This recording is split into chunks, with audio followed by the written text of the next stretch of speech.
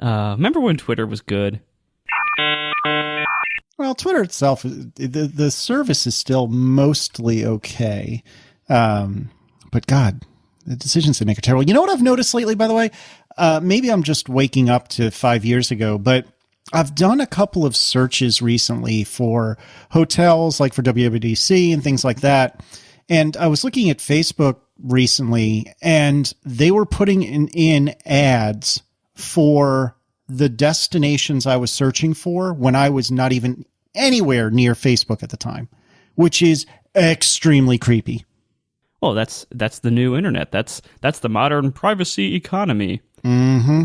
So now I'm extreme. So the net effect from that is that if I do look at Facebook, I look at it and then I log the hell out because I feel like that makes a difference, even though it probably doesn't.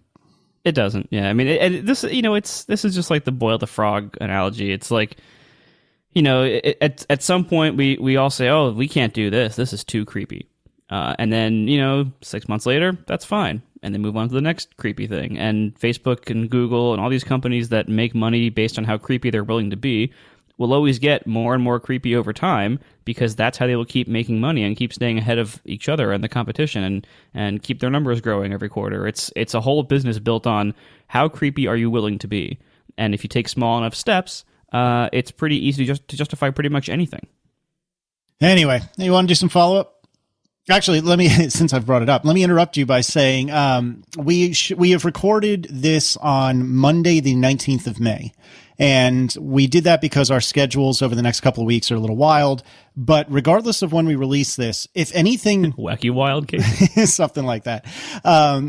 Regardless of when we release this, if something we say sounds really, really stupid because of some news that has just recently come out, it's because we recorded this on Monday rather than our normal day. And clearly that's why we sounded stupid. And it couldn't possibly be because we actually said something stupid.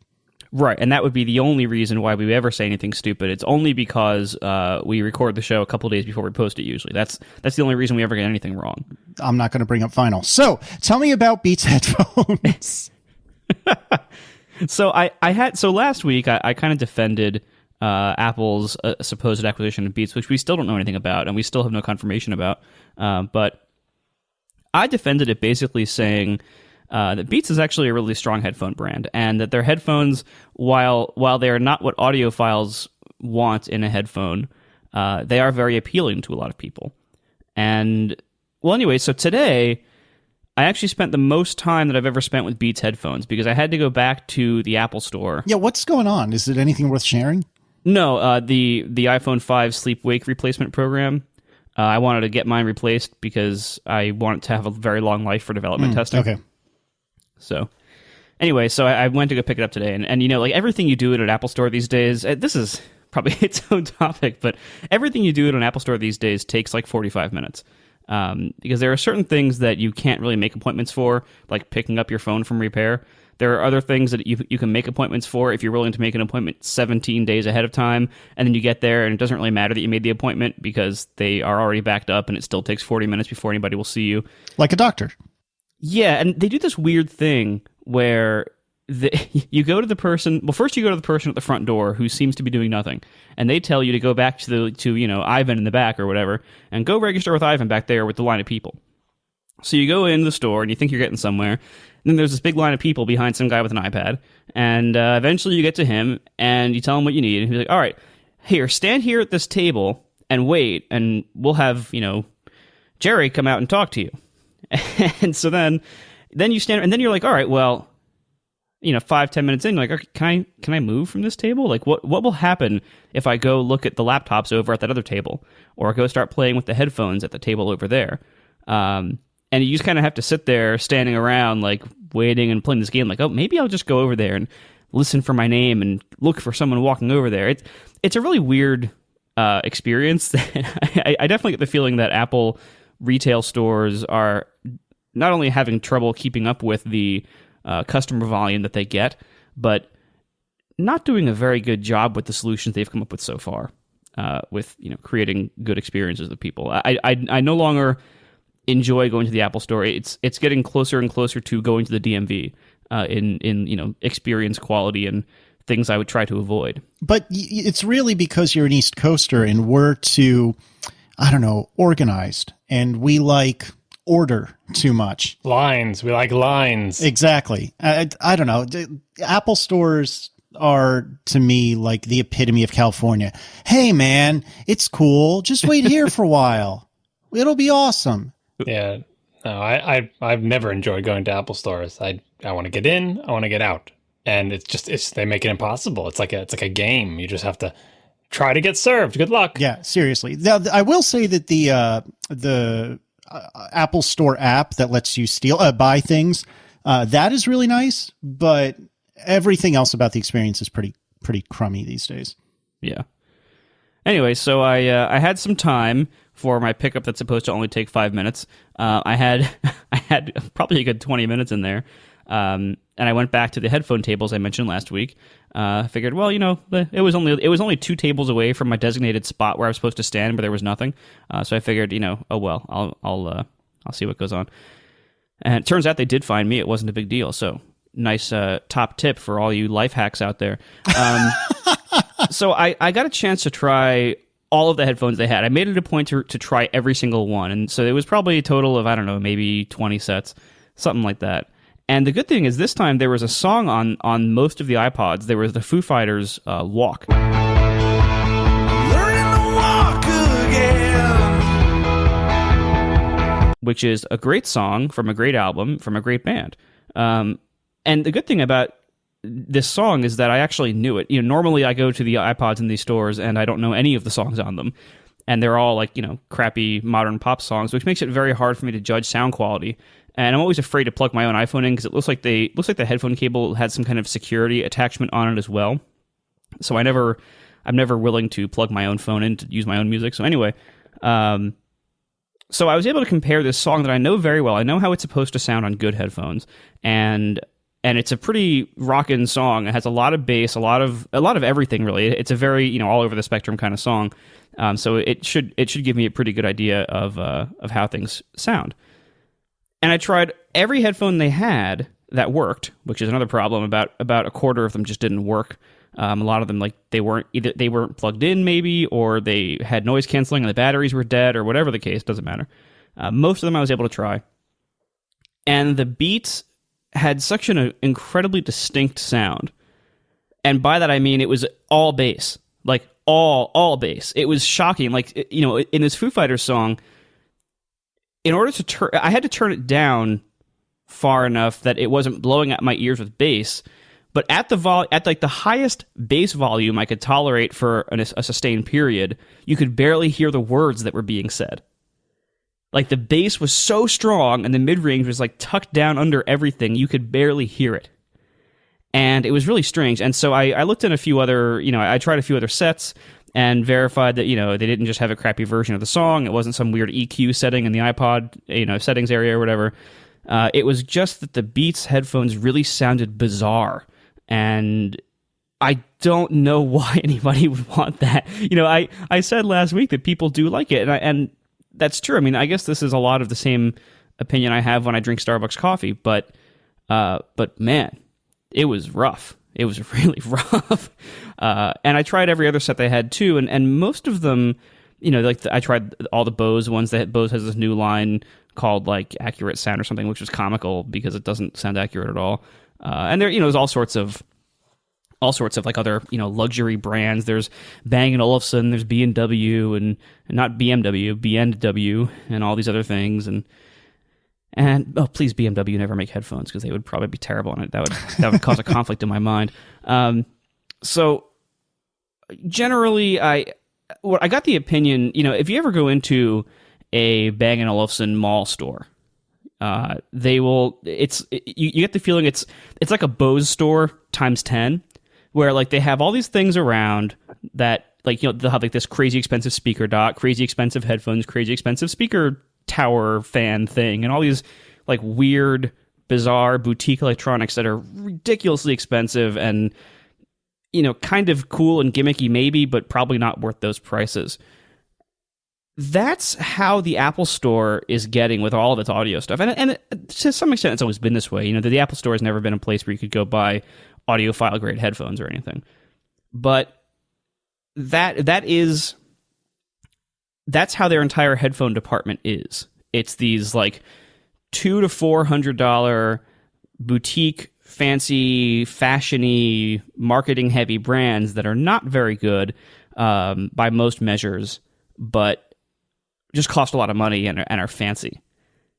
And I wonder, I hope this is wrong, but I'm a little scared this might be a future direction that Apple takes or makes like a bigger push into with their retail efforts, like becoming this like fancy upscale boutique thing and other things. Like, you know, Apple has always had the reputation for being expensive and overpriced compared to other computers. And we all know, because, you know, we all know because we're informed on these matters, that Apple computers really aren't that much more expensive than comparably priced other computers. Apple just doesn't really have the kind of low end that everyone else will market. You know, Apple just pretty much has the mid range and high end of computers. In fact, really just the high end these days. And so Apple computers are not overpriced. They are expensive, but it's a good value. You know, you get your money's worth for them. All the headphones they have in their store are not that way. They don't have that same like, okay, well, they're pricey, but it's worth it. They're pricey and it's not worth it. And it is just overpriced, you know, kind of almost sham marketing sheep kind of stuff. Like all the stuff that other fans accuse us of for being like, you know, Apple sheep or fanboys or whatever. That's all like people who like the kind of headphone brands that Apple sells. Those accusations are a lot more accurate for that and for the headphone business that Apple's doing now. And so I hope that Apple is not going to go further in that direction, because it scares me, because I think that would actually damage their overall brand, because people would start associating Apple with, even more so, with like overpriced stuff that's not actually worth its price. And for the rest of their products, that's not the case. But people like those headphones, though. Like, people see the value in Beats headphones because they're cool, right? Whereas when you show them your Mac, you're like, well, I like it because of, you know, such and such operating system and build quality and whatever. And they're like, meh. But you show them the Beats headphones, and they don't care about the sound quality. They like them because they're cool. You know, it's like those $100 pair of jeans. The stores that sell $100 jeans. Try to convince someone who bought a $100 pair of jeans that your $25 pair of Levi's is just as good. Like, you won't. It's a different type of mindset of the experience. So I think the advantage that Beats has is that you don't have to convince a regular person that the Beats headphones are worth that. You do have to try to convince the regular person that your Mac is worth more than a $300 Dell laptop, because they don't see that. I mean, we see the differences, but they don't. I don't know if that's necessarily true, though. I think that most people that don't have Macs would probably buy one and spend the hundreds and hundreds of dollars that they think extra. You know, if a comparable PC is $500, the equivalent Mac in their minds is $1,000. I think a lot of people would spend that extra $500, so to speak. But the thing is, it's $1,000 they're spending to get this Mac, unlike spending just a couple $100 on a pair of headphones. Like, a couple $100 is a lot of money, don't get me wrong, but it's a much more approachable luxury price point. In the same way that there are probably many people that would, if they could, buy either a German luxury car or perhaps an Italian sports car. But as you keep going up this ladder, the jump from agreeable to really nice is tremendous, and less affordable. Think about Air Jordans when we were kids, and like in the 80s and 90s, they were $100 in the 80s. That's easily the amount of Beats headphones that were Air Jordans better than a basketball shoe that costs half as much. Probably not. What about the Reebok Pump? Like, I wanted some of those so bad. Yeah, you know, you wanted them because they're cool. They got to charge a ridiculous premium for them, and they were similarly priced to Beats headphones today, adjusting for inflation, depending on what, you know, particular model you were getting. I have incredibly sad real-time follow-up. This is the saddest thing I've ever seen. Oh, the Beats BMW headphones? Yeah. Yeah. There actually is a pair of Beats BMW headphones, officially made by Beats, licensed by BMW. Wow. I can't even imagine The level of douchitude required to wear those in public. Wow. But it's just the BMW logo that adds that, though. Beats by themselves are just Beats. Once you add the BMW logo to it, it's like, that's too much. Yeah, that's rough. Wow. Well, they have those. Didn't Porsche Design did like a hard drive enclosure for Lacey at some point? Oh, please. Porsche and Ferrari are the worst when it comes to licensing their logo for use on everything under the sun. But it wasn't a logo. It was like they designed. I don't even think it had the Porsche logo on it. It wasn't like a car type thing. Porsche has a design studio. They did a laptop like that too. They didn't look bad. Anyway, those Beats headphones is just logo branding. All they did was stamp a BMW thing on there. And probably triple the price. Well, it's on sale right now for only $150. Woo! You couldn't pay me to wear those. Before I get miserable as well, anything else on Beats? No, I think that's it. Just that the Apple Store is a terrible place to buy headphones. I will say, by far, the most comfortable pair of headphones there, it was night and day difference. Most comfortable pair of headphones by far was the B&O H6. Those like tan ones with like the white cups and the tan leather ear cups. Extremely lightweight, very, very comfortable. They were in a class of their own for comfort. Unfortunately, they're like $300 or $400, and they didn't sound that good. But those were great. And all the other ones, like people kept asking, "Oh, did you try like the B&W P5 and P7?" Yes, I did. All the new Bose, the Quiet Comfort 15, the new Accurate whatever, which is a hilarious name. All those things. Everything I tried sounded weird and disappointing to me in some way or another. A lot of people have asked me what they should buy instead of these things. I don't have one solid answer for that because it depends on what you're doing. I guess I'll write it up on my site sometime, but the challenge is that a lot of times these luxury overpriced marketing brands will be better than the better sounding ones in some of those factors like comfort or convenience, noise isolation, or like the clicker on. They'll have like the iPhone clicker where some of the big ones won't. So it's tough. Like I can't just give like one solid recommendation. I would say in general there's like 5 or 6 solid models. I disagree with the Wirecutter on a number of them, but for the most part there's like 5 or 6 good solid models. Like the AKG makes a bunch of good ones. Sony makes some good ones. Beyerdynamic or Beyerdynamic, however you say it. I love their stuff. The DT770s would be a really good pick, I think, which Casey's wearing right now. Mm-hmm. There's a number of really good ones that are not that expensive and are very good. But it depends on, do you need them to be portable? Like for portable, if you're going to be walking around and you want them to be folded up and pocketable, I haven't found anything better than the Sennheiser PX200 2i. Which is unfortunate because it's mediocre in all other regards except portability, but it destroys everything else in portability. Like everything that's not an earbud, it's way better. But anyway, if you can wear in-ear monitors or earbuds without a lot of discomfort, like what I have, by all means do that because they're way more practical. You can fold them up and put them in your pocket and everything. I just can't wear those, so I'm stuck with full-size headphones. But oh well. Anyway, before we move on to anything else, we should talk about our first sponsor. It's a new sponsor this week. It's called Dash. It's thedash.com/ATP. That's thedash.com/ATP. Dash is run by a really nice guy who I met last year, and I can't tell you why, but he did a really nice thing for me. Anyway, so this is thedash.com. Now he's a paying sponsor, and his site is even better now than it was last year, and it's really great. They've done a lot of good work here. So Dash is real-time dashboard for your website, your business, your life. It's an online dashboard, and it has all these little widgets. It's almost like a more deluxe, more robust hosted version of Panic Status Board as like a web app. And so it's really quite good. So go to thedash.com/ATP to see what I mean. They have a bunch of different widgets pre-built for you. You can build your own widgets. They integrate with lots of third-party services. You can do things like, watch your server statuses or watch the weather, watch the news, analytics kind of things for your services or for your products, whatever you can get. You can also set up variations of your name to get like vanity searches, your product name, your company name. You can search Twitter, Google News, all sorts of great stuff. They also have you can customize all these widgets. They support Apple TV. It'll look good there. It'll look good on a Chromecast if you AirPlay it or send it to Chromecast. And all this stuff is really you got to just log in and try it out. And the good thing is you can log in for free.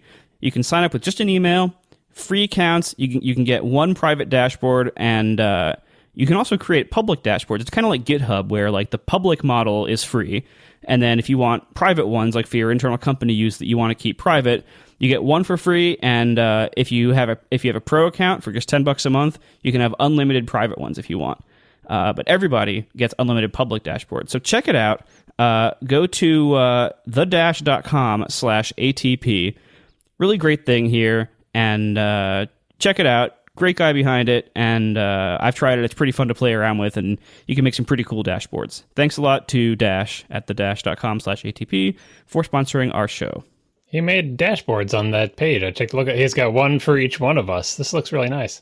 Yeah, this does look awesome. Yeah. He's a fan. He actually bought a few sponsorships. I think we have him for like the next 3 weeks. So yeah, he's a fan of the show. He's been following us for a long time, and so we thank him very much. This is really cool stuff. You know, I love that for each of these dashboards, there's an image. And for John, it's, I believe, the correct toaster. That is the correct one. I was going to say, from my eyes, it looks right. See, attention to detail. For mine, it's a white BMW. That could be silver, but it looks white to me, BMW. For yours, it's a picture of yourself, which I just think is a hysterical commentary on what the three of us think is important. Yep, this guy's such a fan. Thank you. I'm sorry. He needs to add hypercritical.co to my server status widget. This looks really nice. Well, you can try it for free if you want everything to be public. Yeah, we should move our download stats to this. Anyway, all right. So we have a little bit more follow-up about net neutrality. Yeah, this was just an article today that reminded me of our past discussions of net neutrality. It's by, these guys confuse all the time, so I wrote his name. Ben Thompson, the Stratechery guy. Or Stratechery if he's given up on Stratechery, but I still like Stratechery. It's about net neutrality, and it touches on some of the things that we mentioned on the last show about how there are tech companies that are lobbying Washington for their interests in the net neutrality debate, and then there are the ISPs and all the other companies lobbying on the other side of this, and they're spending way more money than the tech companies. And this article basically says that we shouldn't all be as cynical as we are about making changes. Don't just assume, we're never going to win or whatever, because if we do that, it's a self-fulfilling prophecy. And I don't want to ruin the little arc of this article. It's kind of short, but you should read it. He describes some of his personal experiences, and how he says, despite his personal experiences, it's important for all of us in the tech community not to give up on this and not to be like, well, nothing's ever going to change, so why bother? And particularly he highlights the phenomenon of us doing that. Well, nothing's going to change, why bother? And then waiting for some terrible bill to come up or for some terrible thing to be proposed. And then everyone gets angry all of a sudden on the internet and fills out these little petition forms. And I do this as well. Just tries to rally people on Twitter and use hashtags and do whatever you can and write your congressperson and call them to try to stop whatever is at the last minute, right? And his comparison is that's what we're doing. And the other people have been lobbying Washington steadily for 10 years. And so our strategy of wait until the last minute and get all angry, it becomes less and less effective as everyone gets bored of our anger, So I'm actually even a little bit more cynical than this article in that I think that even if we all had the right attitude, the bottom line is if we don't have the same number of zeros before the decimal point and the amount of money that we're throwing into Washington, it doesn't really matter. So maybe that's the next level of cynicism that he has to shake me out of. But I thought it was a good article, and I think everyone should read it. We'll put it in the show notes. All right. So something we didn't get a chance to talk about last week, and perhaps even a week or two before that, is that Nintendo is not having a good time. Yeah, this keeps floating around the notes. I don't know if there's that much to add. I think the reason it went in there is because they announced some financial results, which were bad. And they made some projections about how many Wii U consoles they think they're going to sell this year. And it's not a lot. And it's causing everyone to think about Nintendo again. And I don't think anything has changed other than us knowing now that the things that Nintendo has tried to do and seems to be trying to do aren't working, or at least they aren't working yet. I wrote something about this on Hypercritical Echo a while back about Nintendo in Crisis. I went back and reread that, and I think it basically that's still my opinion. Nothing has changed. That Nintendo has the ability to get themselves out of the funk that they're in, because the whole thing was based on a premise that if there's no longer a market for devices that mostly play games, Nintendo is screwed. But if there is a market for devices that mostly play games, then they have a chance. And so there definitely is a market for things that just play games, because the PlayStation 4 is selling like crazy, and Xbox One is selling pretty well as well, although they're kind of changing their strategy to try to keep up with the PlayStation 4. And even the 3DS isn't doing that terribly, but the Wii U is doing terribly. But anyway, the point is that it's not as if no one is buying things that mostly play games. People are still buying them. It's still a big market. Nintendo has the ability to get themselves out of their current crisis. They're just not doing it. So that was just I don't want to go necessary but not sufficient again, but it's a precondition for them getting out. And so the question is, what do they do at this point?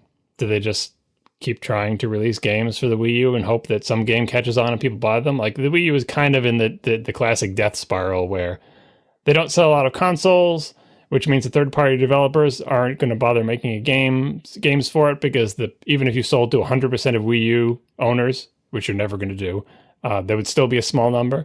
And because there's no third-party games, people have less and less reason to buy a Wii U, and it just goes down, down, down. So I don't know what they can or should do. Mario Kart 8's coming out soon. Mario Kart 8's getting great reviews. Everyone says it's a great game. Is that going to sell more Wii U consoles? Probably not. I mean, it's the same choice they had before. Either make games that make people buy Wii U consoles, and if third parties won't do it, you got to do it yourself, or figure out what your next thing is. I think Nintendo has enough money and stamina and corporate will to weather the storm of the terrible Wii U sales and figure out what they're going to do next. And hopefully by the time they make their next move with either the next console or a revision of the Wii U or whatever, we haven't passed through the period of time during which game mostly or game only hardware is something that people want to buy. So if you were Nintendo, what would you do? Can I go back in time? Do I have a time machine or not? If you took over today and you had enough political power to push through any change or initiative you wanted to, what would you do? I would start working on my next console, which will be comparable in power to the competitive consoles. And I would do basically what Sony did this generation, which is look at what you did in the past generation and what everyone hated you for, what developers are pissed off at you about, what third parties are pissed off with you about. Get all those people in the room, have them all tell you what you did wrong and how your actions have hurt them. And then sort of like an intervention, and then take that information and fix all those mistakes. Sony did an amazing job with the PlayStation 4, and the PlayStation 3 had all sorts of problems. It was late, it was expensive, it was a weird architecture. Third parties didn't like it, and so for the PlayStation 4, they brought all those people together and said, just tell us what do you think we should do. And they listened to them. They actually listened, instead of being like, oh, we know what the best thing is. And that's one of the reasons the PlayStation 4 is doing so much better. It was relatively inexpensive. They didn't commit lots of money to a motion control accessory of dubious value like Microsoft did. They made the architecture much nicer for developers. They worked on their dev tools. They were nicer to third parties, and their reward is they're the clear leader in this generation of consoles. So Nintendo needs a console that is on the same hardware level as whatever its competitors are going to be. That's the price of entry, where you can say, okay, then at the very least, we can convince EA to give us, the next iterations of all its games, and it'll make it a no-brainer for people to port to. Like, well, we're making a cross-platform game. It's easy enough to port it to whatever the new Xbox is, whatever the new PlayStation is, and whatever Nintendo's console is. And for 2 generations now, they've been out of that conversation. And they're getting farther and farther out of that conversation. Whenever you're going to make a new game, you're going to be like, well, we're going to make it for Microsoft console, Sony console. And then maybe like a year later, we'll think about making some terrible cut down port to go on Nintendo's console. Last generation, they didn't need the third-party support because of the magic of the Wiimote and waggling your wrists and Wii Sports and all that good stuff. This generation, they didn't pull it off. Their novelty with the gamepad was not enough to get people on board, and they're in sort of a death spiral. So the next generation, they got to make competitive hardware. And if they can't make competitive hardware, this is an option for them. They say, oh, they should get out of the hardware business. If they can't make competitive hardware and decide they're not going to be in the hardware business, I guess they should partner with somebody. This is not my first choice, but I think about this a lot. It's like, if this is not in Nintendo's wheelhouse to ever do hardware anymore, go over to Sony and say, we really like what you've done with your hardware. How would you like it if we teamed up on the next console and made sort of a joint Sony Nintendo console where Nintendo had some influence on the hardware, and it was, amazing, great hardware that had lots of power, was inexpensive and innovative, and maybe had a VR headset or whatever. And then all the Nintendo franchises will be exclusively on that console. I don't put that as my first choice, but I spend a lot of time thinking about it because I look at the PlayStation 4 and I say, how great would it be if I knew that Nintendo was right now working on a Zelda game for that console? And they're not. They're working on it for the Wii U, which is going to be, I'll enjoy it as well, and it'll be interesting, but it's kind of a shame that they're going to be that constrained when the contemporary consoles have so much more power. So that's what I'd do. I would get working on the next console and make it competitive. So if Nintendo gets in a really bad place, they continue marching down the hardware path, and that continues to go poorly, and now they're legitimately starting to circle the drain. Does Apple buy them? No, I hope that would be like terrible. I would not want Apple to buy them because Apple's not into games. But what if they want to be? I don't know if you can, it's either part of your culture or it's not. I'm not going to say that Apple doesn't get games, but it's like the what do you call it? That terrible book from the 90s. He's just not that into you.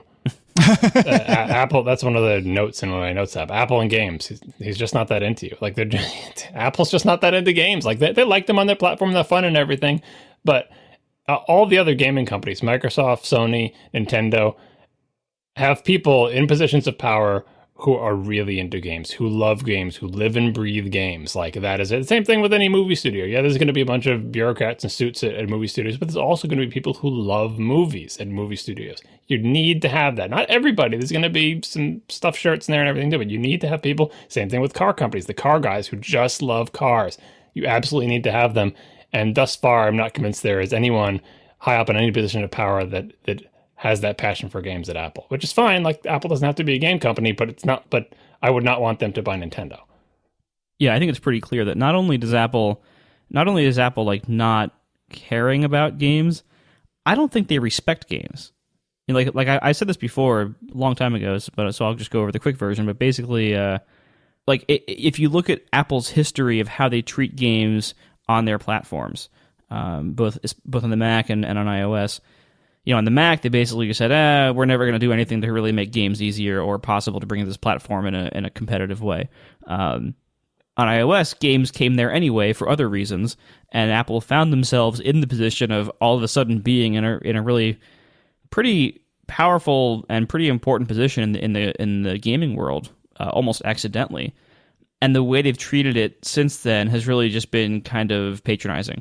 Like Game Center is one of the best examples of this, and just like the mediocrity that Game Center is, together with the design that it had at first. Does it still look like that in 7, or did they? It's in 7. It's got these bubbles and stuff. Like every game that I have in a Game Center integration, it makes it worse. Like when I play Letterpress, like I'll get a notification in Letterpress that someone's moved, and then I will swipe, and Letterpress will be the frontmost app. Like I'm not swiping on the notification, I'm just swiping to reveal Letterpress as the frontmost app, and I can sit there and stare at it and like, oh well, it said there was a move, but I don't see it yet. And my solution is always go, hit the home button, then go back into Letterpress, then maybe it will load the move. Like it's stuff like that. It's like no progress indication, long waiting times, a notification comes through but the game doesn't know about it yet. Like what? I mean, it's great that Lauren didn't have to write all this code himself, and it probably really helped him get out a game that was popular, and so it's good for developers. But as a player, I hate it when the little Game Center banner comes down and causes a hitch in frame rate. I hate it when Game Center tells me there's a move, but I launch the game and it doesn't show the move immediately, and I have no progress indication. And there's so many games with integration like this that I can't say, well, it's just because that developer didn't integrate with Game Center properly. It just it makes games worse. Yeah, it's been like this. I got the feeling that Steve Jobs might have been like a Steve thing, where they would use like cheesiness and kitsch to kind of patronize and like just pay lip service to things they didn't really care about, that they were being forced to address in some way, or for some reason, like they would try to appropriate the success of gaming to do let's this fun little Game Center, where you can kind of tell like not only was their heart not in, but they don't really like it, and it just it I don't know. It resulted in this attitude that was very clearly like, obviously Steve doesn't give a crap about games, and that shows in the product, right? And it seems in all the changes in Apple, in the last few years, I haven't seen anything regarding games change for the better. I think they're trying. It's just that like they don't know the right things to do. It would be as if the music application or whatever, the thing that you play music on your iOS device, as if it had a theme like a music room, and there was like little batons for conducting, and there was wow. There was little musical staffs and a little guy with a tuxedo as the conductor, and then like, and they understand it so much more serious. Like it's not just the theme; it's the idea that there needs to be this kind of window dressing, like that games are a diversion, and like almost every app is more serious. The photo app is more serious. Like they understand like photos are an important thing, and we're not going to sort of put like a weird photo theme on there. I mean, like iOS 7 has helped with that a lot. Like the old ones were a little bit more skeuomorphic and everything, but it's just the whole idea that gaming as a realm needs to have some different treatment. Because games are this other thing, and no one is really seriously into it. Whereas music is like, oh, you're really into music, and we would never want to script. We want to show the album art big. We want to have a nice, efficient application because music is important, and you want it to be powerful and have, increase the capabilities for you to get your music anywhere, enjoy it, and show people enjoying it. And games, it's like, I mean, they're casual gaming type of company. So when they show people playing games, they're like, shaking their iPod Touch around and some kid is playing some little game. Wow, look at that car, vroom, vroom. But Game Center itself doesn't acknowledge how serious and what an important part of people's lives. And for that matter, I think iBooks kind of doesn't acknowledge how important books are in people's lives, because they're kind of like a little bit of with the old version of iBooks anyway, a little bit of the you have to feel like you're in an old musty library, otherwise books don't count. Well, and with Game Center, it's very much about compartmentalization. It's like let's take this world of games that's happening all around us accidentally, and we're gonna clean all this mess up and just kind of shove it in this drawer over here. That all you game things, you can stay in here. We don't really want you to seep out. Same thing with Newsstand. Newsstand is exactly in the same position, if not even worse, because it's just Apple's like, okay, well we have this. We will benefit if magazine and newspaper people make their apps here instead of making websites, and we'll benefit from that. And we want it to look good for our platform, so we're gonna make this little newsstand area. It's exactly the same thing, like this cheesy, kitschy, like condescending skeuomorphism that started out in previous versions, and then in 7 it really didn't get a lot better. Actually, in many ways, a Newsstand is significantly worse than iOS 7, and there's no more wooden shelves, but now it's like even more invisible, and there's all sorts of other problems with it, and it's like Apple just like takes the things that they don't want to really see, that they don't want to be prominent, and creates areas for them to be segregated and tucked away and hidden. Because they don't, to them, it's like this is this like sloppy, dirty, juvenile or evil world of games or magazines, respectively. Yeah, and like iOS is not, it's a platform for certain kinds of games, but it's not for the kinds of games that Nintendo does well. And those are the type of games I like to play, like console games, handheld games that are really deep, really rich, that have physical controls, that and VR games may be a separate thing entirely, because that's the industry is experimenting with VR now, and Sony's got their own headset coming out. Nintendo could possibly do something interesting in that direction. We don't know how well that's going to work out. Is Apple going to have headset support for its iOS devices? Maybe they will. Maybe that'll be the way games get into that. But for now, all iOS games are things where you tilt your device or you touch your screen. And that is a fairly narrow range of things. And the games that have traditionally been Nintendo, Sony, and Microsoft platforms are still really popular. Just look at the sales numbers for the PlayStation 4 and the Xbox One. People still want to play them, and you can't play them on iOS devices. So it's like, why should Apple be interested in getting that serious about games when it doesn't have a hardware platform you can play them on? I mean, someday if they wake up and decide to turn Apple TV into a game console, maybe then we'll have something going on there. But that hasn't happened so far. Well, even like last year, they added the game controller framework to iOS 7. which lets other. It's like they could have just like gone the extra step, made their own official controller attachment for their iPhones or an iPod Touches. Like, why didn't they do that? And the answer, I think, is because they just don't care that much, or they weren't that confident in the idea, or whatever the case may be. They didn't want to bother with that. They didn't want to like tarnish their product line with this cheesy little game controller attachment. They're like, okay, we will make an API that will, of course, if you want to make your own, you can, and of course you'll have to pay us to make your own. But that's another thing entirely. And of course, the reality, which anybody could have told them, anybody who has ever played video games ever in their life could have told them, if the first party vendor doesn't have like an official hardware add-on, nobody will buy it. Even official hardware add-ons like the Kinect, like usually those fail. There was like this, like we talked about a few episodes ago, the 32X, the Sega CD, the Jaguar CD attachment, the TurboGrafx CD attachment, all these hardware add-on things in the old console world that almost all failed. Well, not all of them. I said almost. What was the memory pack for the Nintendo 64? I forget what that was. Well, that's because it came with Perfect Dark. Yeah, because they bundled it with a game. Yeah, and the same thing with the Rumble Pack. They bundled with Star Fox. But like, I mean, even the Kinect,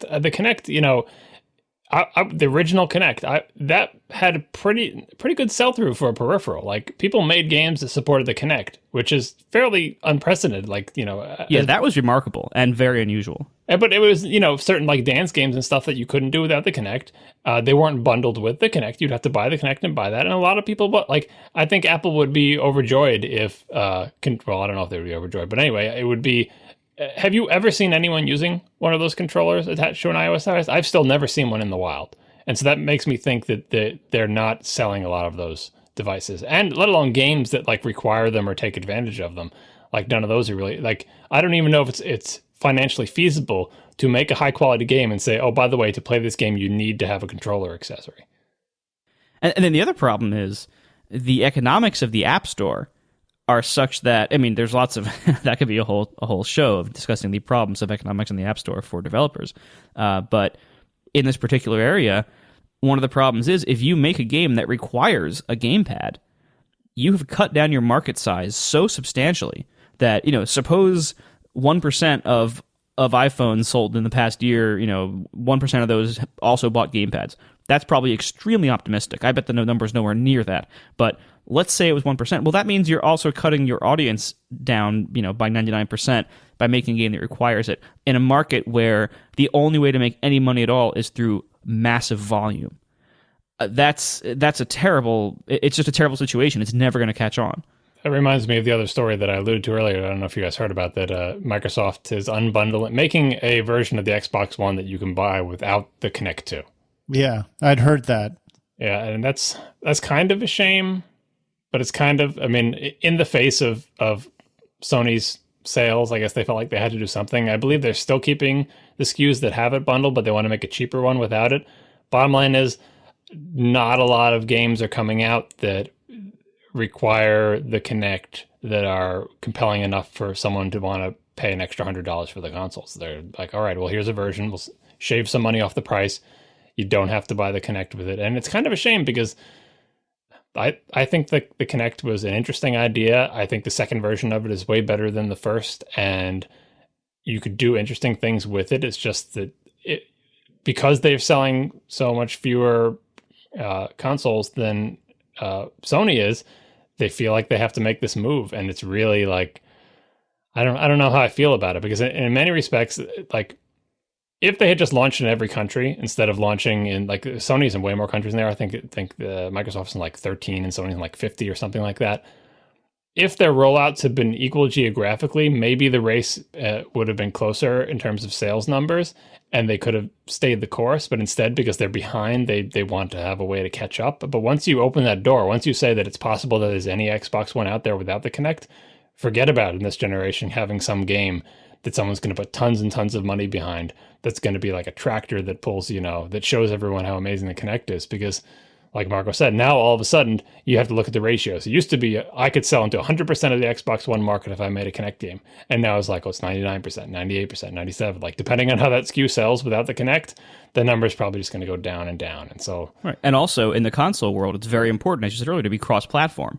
You know, with these games having such massive budgets to be competitive, if you can't be on PlayStation and Xbox, it's going to hurt pretty big time. You know, that's going to hurt a lot.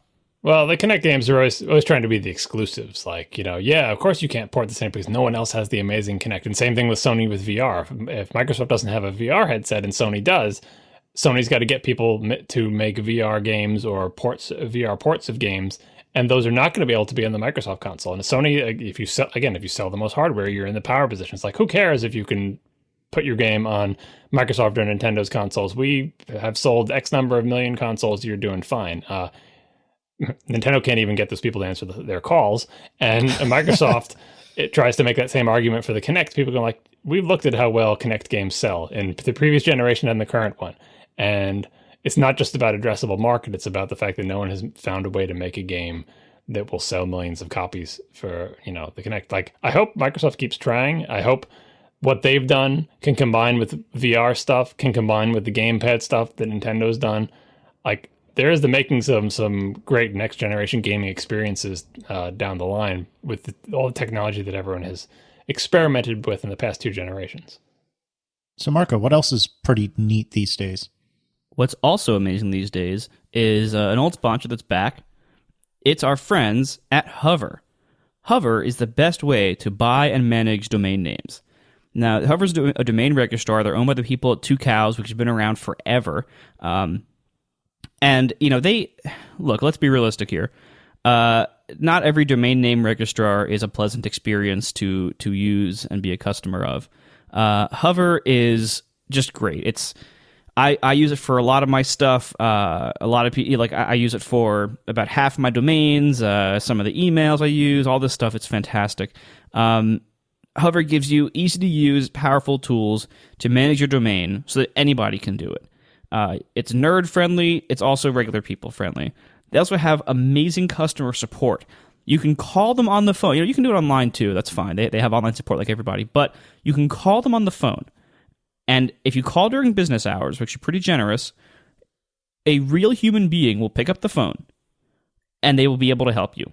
They have a no-hold, no-wait, no-transfer phone policy. So it's pretty amazing. Literally, like, you call them up, and somebody picks up the phone, and they can actually help you. I wish all companies, not just registrars, I wish all companies had this. And the only other one that I know of is Ting, and that's only because it's the same people running it. But anyway, so Hover, they take all the hassle and friction out of registering a domain and then owning it. We all know, we've all had those tech support calls from people who are less into web geeky stuff like us, who, like, somehow they got themselves stuck trying to figure out DNS, and we have to try to help them out. Send these people to Hover. Trust me, you will not regret it. So. They also have fantastic email hosting in addition to domain registration. These days, it makes sense to get your own unique email address. It is personal, professional, and cooler than your Hotmail or AOL address. Am I supposed to pronounce AOL as like AOL because of the new capitalization? Oh, my goodness. Owl? I don't think so. All right, well, it's cooler than your Hotmail or OWL address for your business, blog, portfolio, resume, or whatever you use your email address for. You can get your own domain name, have your email be something at that domain, and all that it can be taken care of at Hover. Really fantastic. So there's so much more I can say about Hover, and I will tell you on the next few weeks of ads because I don't have time today, but it's a great domain name registrar. Check them out. I use them. A lot of people use them. It's fantastic. So check out Hover. Our code this week is Scrummerfall. Oh, my God. Oh, no. So if you use coupon code Scrummerfall, do I have to spell that? I don't even know. Do people know what that means? You should. It's SCRUMMERFALL. Scrummerfall. Use coupon code Scrummerfall to get 10% off your purchase at Hover. Thanks a lot to Hover for sponsoring our show once again. So we should probably talk about things that are probably going to happen during WWDC. Think there's going to be a keynote? There's going to be a keynote. There's going to be Odwalla. Marco's going to complain about the fact that Odwalla has bananas in almost all of them. Now, do you think they're going to bring back My Flavor? All I care about is that there's Mango Tango. If there's Mango Tango, I'm happy. That's all I care about. We had a very interesting email a little over 10 days ago, and it was an anonymous email that went via the feedback form. And the message is iOS 8 wish list. Yes. And then there's a series of items. Maybe. And a series of items. This person did not specify who they are, didn't specify if they're knowledgeable about anything, didn't specify if anything at all, other than to say that they need to be anonymous. For now. It said anon for now. So it basically has no credibility. However, I think it's an interesting list. Agreed. And so what I thought I'd do is kind of start calling out the items on this list, and we'll talk about the ones that we think are worth talking about, and then we'll just blow by the ones that we don't think are very interesting. So with that in mind, in the yes column, Healthbook, monitor heart rate, VO2 level. I'm not sure why it's VO2. I'm assuming that's oxygen level. Yeah, is that like a virtual oxygen? Or unless it was a fat-fingered CO2 level. Anyway, hydration level, sleep, and steps. What do we think? I mean, I think there's been enough smoke around the Healthbook thing that it's probably correct. I agree.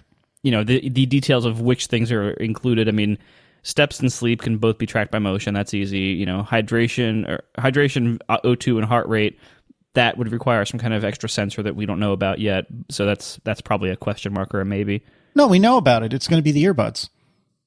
No, that was fake. I know. I'm kidding. Well, as opposed to this email, which is impeccably sourced as a random person who typed things into a feedback form. Yeah, exactly. For the record, I was kidding. I knew that was fake. But yeah, so I would say the Healthbook thing is plausible. The details of it, we don't really know for sure, but it's certainly plausible. Oh, we didn't even talk about that in the Nintendo thing, how one of their strategies to get them out of their funk was going to be health-related apps, which seems to be...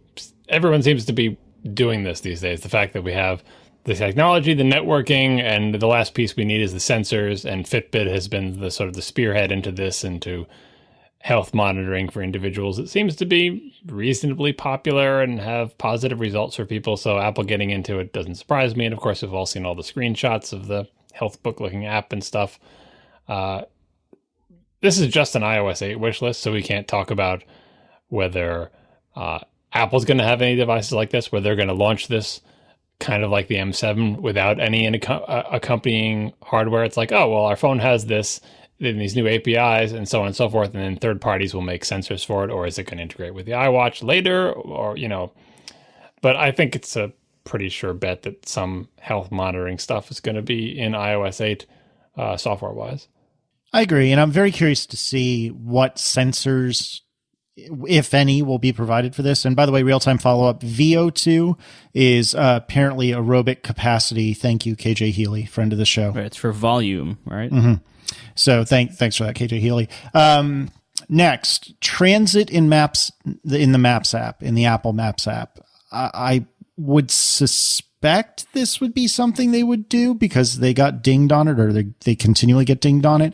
But I think we talked about, maybe it wasn't us, but somebody talked about on one of the podcasts I listened to, about how hard that is, because to normalize all this disparate data across gazillion cities across the planet is not an easy task. And given that Apple does so well with normalizing all the data on their map themselves, I'm not really too confident they're going to get this right, but it seems plausible. I think that's something that they want to do, whether they're ready in time. Like, I think they're more cautious about rolling out something half-baked at this point. But especially in Maps. Yeah, on the Maps effort, Apple seems committed, and they did not have a good initial showing.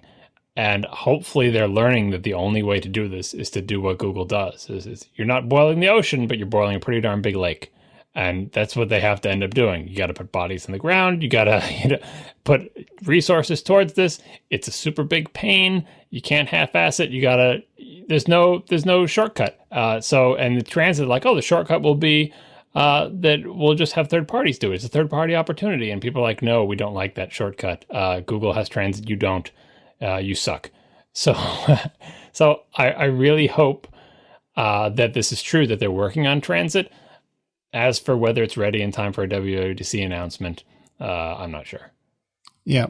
All right. On-device Siri. See, that I would love to see that. So I assume what this means is that the dictation would take place on the device, which Android and Windows Phone already do, and so do Macs actually, and just not iOS devices yet, right? There's still no way to do it on iOS. That's right, as far as I know. However, isn't the download on OS X something like a little shy of a gig? Yeah, it's like 800 megs, something like that. So, given that Apple is ridiculously obsessed with continuing to offer 8 and 16 gig devices, really?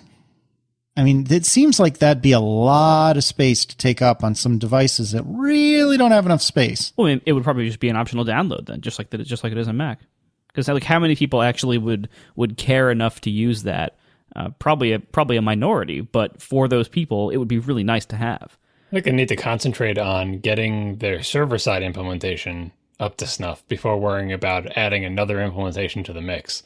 Like, because the problem with Siri is not that, it does everything over the network, because for phone people, like the size of data that it's transferring is not that big. It's just the server's got to be responsive. They have to be available. They have to respond quickly. You can't, talk, record something, send it to the server, wait, and get a response to say, oh yeah, forget it, we couldn't talk to the server, sorry about that, try again later. Like, that is unacceptable. And so I don't think that experience of going to the server, it would be all that terrible if it just worked reliably and quickly. And so hopefully that's where they're concentrating their effort. I don't use Siri enough to know whether it's getting worse or better or whatever, but anytime that fails for one of those, yeah, you said a bunch of stuff and we recorded it, but we couldn't connect the dots. Yeah, I know you have a net connection, it just didn't work out, sorry.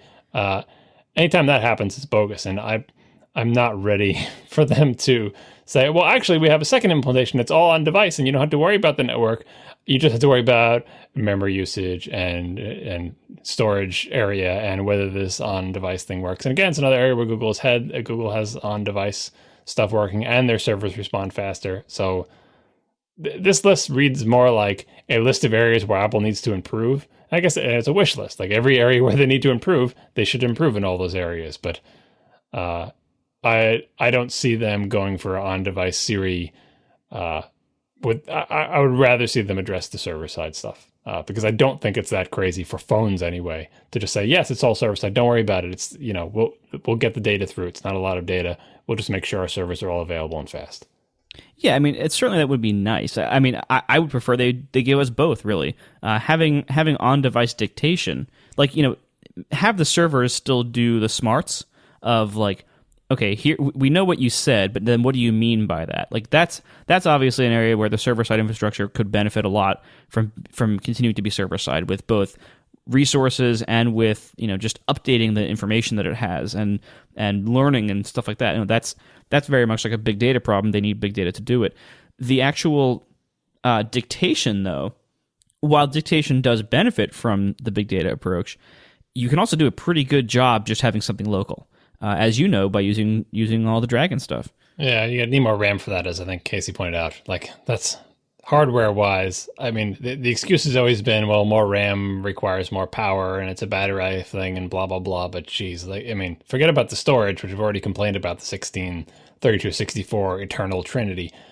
You got to get more RAM. You got to get more RAM in these devices. You got, it's unacceptable. 1 gigabyte is not enough. Yeah. And so, having more RAM, and if they can deal with the battery stuff, I think that would open the door for on-device, what you're talking about, on-device. Like, I'll just figure out the text version of what you said and send the text up to a server, which is even lower bandwidth, and it can do the smart stuff of figuring out what you mean by those words. All right, next, Notification Center revamp. More Siri like Google Now and less a list of notifications. Boy, I would hate this. So where does the list of notifications go? Yeah, agreed. The last thing Notification Center needs is for Apple to be more clever about it. They need to become less clever about it. Simplify it. Just give me a just straight list of notifications would be better than what it is now, with like the confusing like all versus missed, and then some things just kind of disappear forever. And... Oh yeah, no. How many times does a notification appear on your device, and you do whatever the wrong thing is, and you say, "What did that notification say again?" It's like, "Oh, sorry, sucker, you're never going to see that again." Try to find it. Is it a notification center? No. Is it in missed? No, because you didn't miss it. You saw it, and then it went away. It's like, it's not. They could be clever, but it tried explaining to somebody, like, I saw a word appear on my screen, but now it's gone. Where is it? And it's a hard problem. Like, it's trying to be smart about it. Like, I just think it kind of can't be done well. It's the kind of thing that it sounds cool on paper. It'll make for an interesting keynote, as you see with things like Google Now and with Cortana. Like, you see the other platforms doing this. In practice, it's really hard to make that right all the time. It's a classic AI problem of like, it tries to be smart, but a lot of times that's not really what you wanted, and it's very frustrating. And it's battling against notification overload, because if you did just do the dumb linear list, like very quickly that list would be crazy and people would just start ignoring it. Like, they're trying to strike a balance between just show you what's important, get rid of it when you've already seen it, and don't ever present like this humongous list that you have to scroll through to look, because sometimes people get a lot of notifications. That's how I would do it, actually. Like, if you look on the Mac, on Mac Notification Center, it groups it by application, similar to iOS, but like they kind of just stick around forever until you clear them. It's very annoying, actually. And you can kind of see like, okay, well, that's one approach. That's kind of weird. I think what would actually be best is for Notification Center to just be one combined timeline of notifications, so that whatever order you receive them, whatever order you saw them in on the lock screen, whatever order they came in, there's a list that shows those same ones in that same order, and maybe has a blue dot next to the unread ones, but they're still there. Even after they're read, they're still in the list. I can't come up with any better alternative that's better all around, because every other one you come up with, it's like, well, it's good for this use case, but it's bad for these 3 use cases. And like if you just give it one big list, I think that's probably the least crappy option. I think they need to have that thing you're describing accessible somehow. I'm not sure it needs to be the thing in people's faces, but you need live streams. Remember live streams? That was a big trend back in the 90s maybe. To conceptualize. I once met a vlogger. To conceptualize your use of a computer. It was weird. By time rather than by file name or application or project or anything like that, so that anything you've seen or done in your computer, you could just scroll back through time-wise, kind of like the Time Machine UI, but just cross-cutting across everything, like web pages you've seen, email that you've read, messages that you've sent. Then you could just go scroll back through time and see things in that way. And what you're talking about is a sort of live stream view of your interaction with notifications, and I think that should be accessible, because if you can't find something and say, just go back to your whatever, they'd come up with some buzzword for it. Hell, they could call it live stream if they wanted. And here's everything. And just go back through it and you will see the events of the day as they unfolded. This is when the message came in, and then you read it, and then, you replied, and you did this and you did that.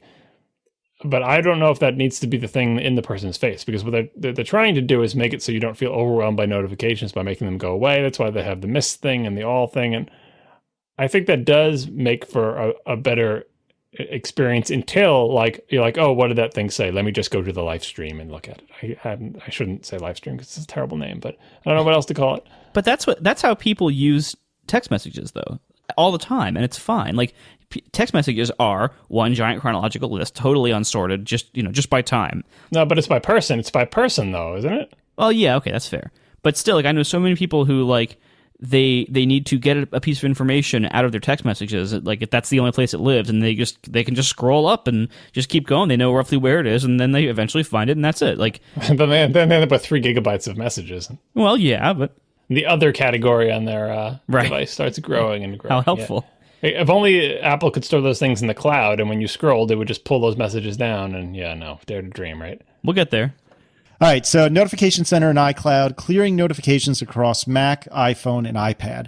I will say that for iMessages, I think it's a little too quick to fall back to my other devices. But in the last couple of months, maybe even more than that, if I'm in the midst of a conversation on one of my devices, the other devices oftentimes will receive a new text message, but generally speaking, nothing does any beeping or bonging or vibrating or anything like that, unless let's assume I'm on my Mac, unless I haven't acknowledged that new text message on my Mac for like 10 or 15 seconds. Now, I think there should be a slightly longer grace period than that, because sometimes especially on my Mac anyway, I'm looking at another window or whatever the case may be, and I haven't clicked back to the messages window. But Messages has actually been working pretty well for me in this sense, but I agree that in every other capacity, it would be kind of neat to have one unified timeline, actually. Man, your grace period is way more forgiving than mine. With mine, like if I'm talking to you over iMessage and if the messages window is not my frontmost window, at the moment that comes in, it vibrates on all my devices. I get 0 grace period. Yeah, this thing reads even more like a wish list item of like, here's a problem I encounter using Apple's cloud services on multiple devices, and I want Apple to fix it, but I don't have anything to say other than it should do what I mean all the time. And I conceptually, we talked about this when messages first came out and iMessages first came out. Conceptually, the thing that Apple is missing is presence awareness, like figuring out where you are and what you're doing. Because if they can have the concept of presence defined API wise, so that each individual app isn't like doing its own crazy heuristics, like there was a framework for presence and an awareness of where you are and what device you're near and what you're using or whatever, then they could just improve that framework over time. And applications that use that framework would do the right thing, including initially Apple's own. Like it would be a private framework probably for a couple of releases. And who knows, maybe they have a framework that's supposed to do that, but it seems crappy. Like we're all talking about it's just situations where because your messages window was hidden or because it was in the front, but you were looking at a different window, it didn't go off on your iOS device, then I have better luck getting messages in the web interface to Gmail, the little chat messages that come up. I have missed fewer of those than I have missed iMessages from my wife. Like she'll send them from her phone and I'll get the first one notification center and I'll click on it and it'll launch messages and I'll converse with her and then I'll go do something else and another one will come in messages and I won't notice. And she'll be like, why didn't you respond to that one? Oh, I didn't see it on my iOS device because it wasn't there because messages was open and it wanted me to say it was there, but it didn't even or maybe it bounced the icon once or something. Like it's not, they don't have it yet. So I think they have a long way to go there. And I think this item for iOS 8 will fix this. Well, it won't unless it has a cooperation with the new version of OS 10 and all sorts of other things. And this is just, yes, I would like this too. Make it so, but it's not. It's a benefit more than a implementation. Our final sponsor this week is once again our friends at NatureBox. NatureBox delivers delicious and nutritious snacks to your door every month. Go to naturebox.com/ATP to get 50% off your first box. These are smarter snacks you can feel good about, with no high fructose corn syrup, no partially hydrogenated oils, no trans fats, no artificial sweeteners, no NOSQL, and no artificial flavors or colors.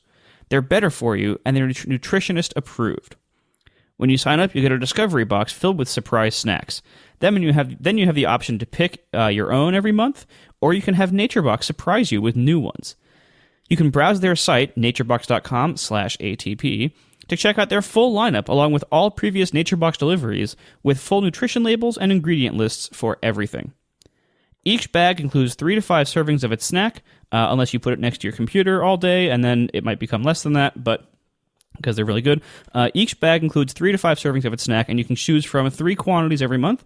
You can get 5 bags for just $19.95, 10 bags for just $29.95, or 20 bags for $49.95. All of those come with free shipping to the continental United States, and they'll even ship to Alaska or Hawaii for just $2 more. NatureBox is great for the home, office, or on the go. Go to naturebox.com/ATP to get 50% off your first box. Thanks a lot once again to NatureBox for sponsoring our show. The sample they sent me is completely gone because it was good. I've been very, very good about milking mine, so to speak, but it is very good. And very off the wall, which is kind of refreshing. Yeah, they have some cool combinations. Actually, I should be honest, my sample was actually gone before we even recorded last week's show. But yeah, it's really good stuff.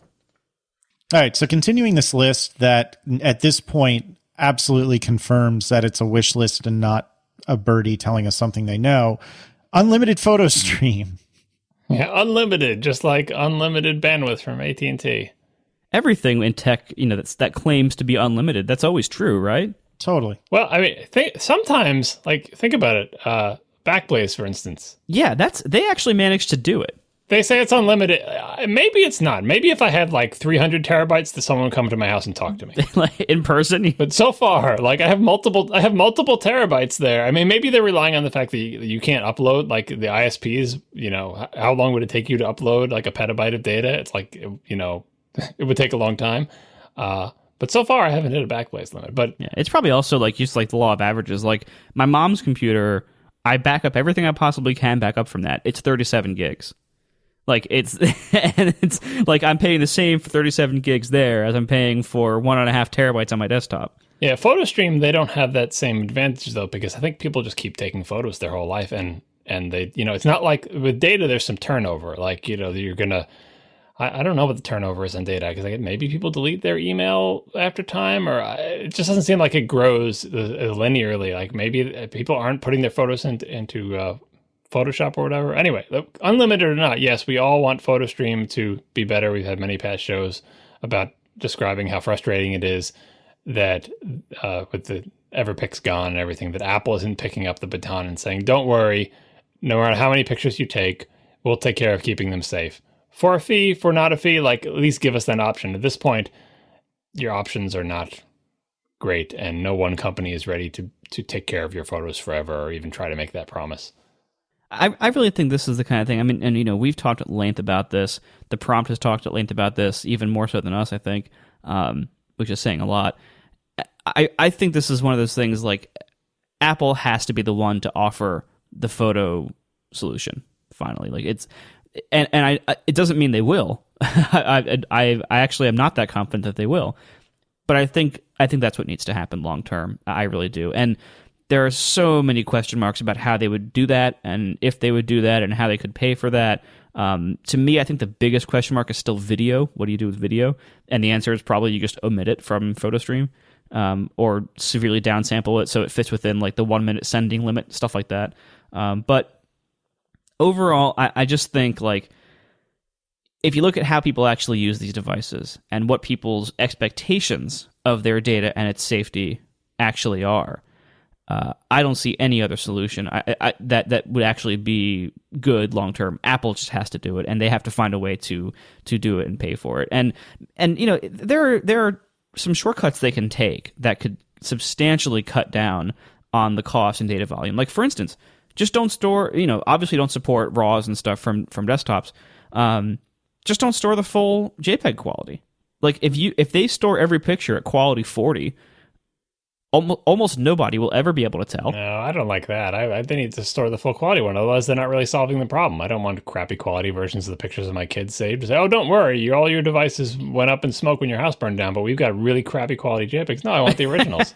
No, but there's a lot of headroom in the JPEG format. Like for good JPEG encoders, there is a ton of headroom. You can get the quality down really small. Like you're not going to bring a full camera size picture down to 60 kilobytes or anything, but you can bring it down from what's a JPEG off an iPhone worth these days, like 3.5, 4 or 5 megs, something like that, somewhere around there. You could easily bring it down to 1 meg or less and be very and be transparent to almost anybody.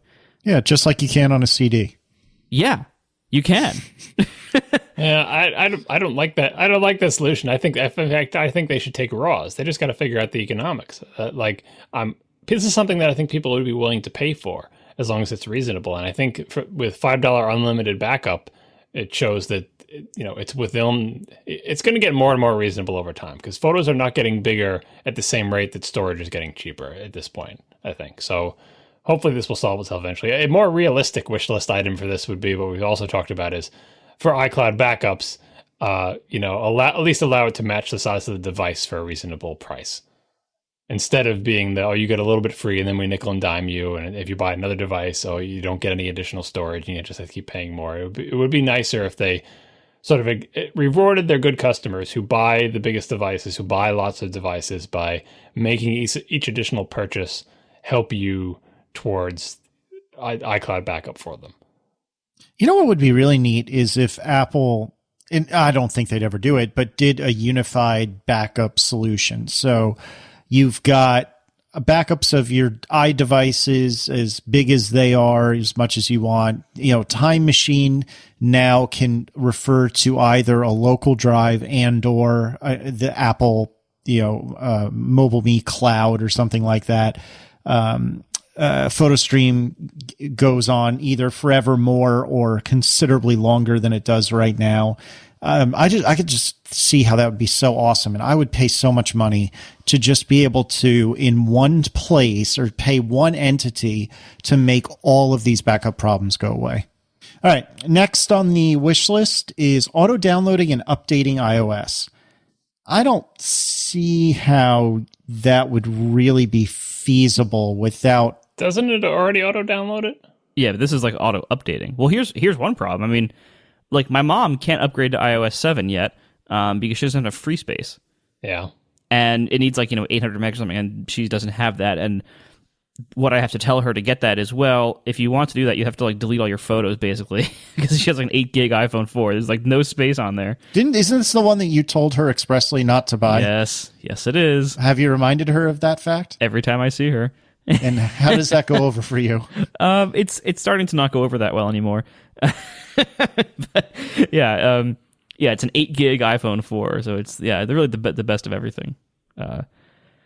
Anyway, so I don't see. I think that's implausible. It would anger so many people to have their phones automatically update to like a major OS release, like everything. Imagine if iOS 7 was an automatic update, like not just automatically downloaded, but if it just automatically installed while your phone was charging one night. Oh yeah, I think that's coming, just not in iOS 8. Distant future. It's the infinite version. Jeff Atwood blog post. Chrome is already auto updating. You have no choice. No, the Jeff Atwood thing is it's going to be written in JavaScript. No, not that. The other, he wrote a blog post called the infinite version, about the trend of software that wants to update itself, and you just accept it because that's just the way it works. And that's the way, that's a totally an Apple move. When that day comes, it will just happen, and you'll just deal with it. Yeah, I mean, I guess that's what happens with web apps, but people get pretty angry at that too. Just like anytime Facebook ever changes anything, you see like half the world explode. I think they could make that the default, and people would just accept it. Like, maybe they're not ready for it in iOS 8. I don't think this is going to happen in iOS 8, but in iOS 15, I would bet on it. All right. Separate game store from App Store. See, I would love that. I think it would be nice. I don't think it'll happen. Like, because if you look at the App Store now, and yeah, I agree. I don't think there's a chance of it happening. I just wish it would happen because generally speaking, I think if you're browsing the App Store, you probably have one of those things in mind. Like, are you looking for a game right now, or are you looking for something else, something non-game? What that would do to App Store browsing would be pretty substantial. And it wouldn't all be good, but I think it would be a net win. If you think about if games had their own top charts, assuming Apple's going to keep the top chart, which I still think they shouldn't.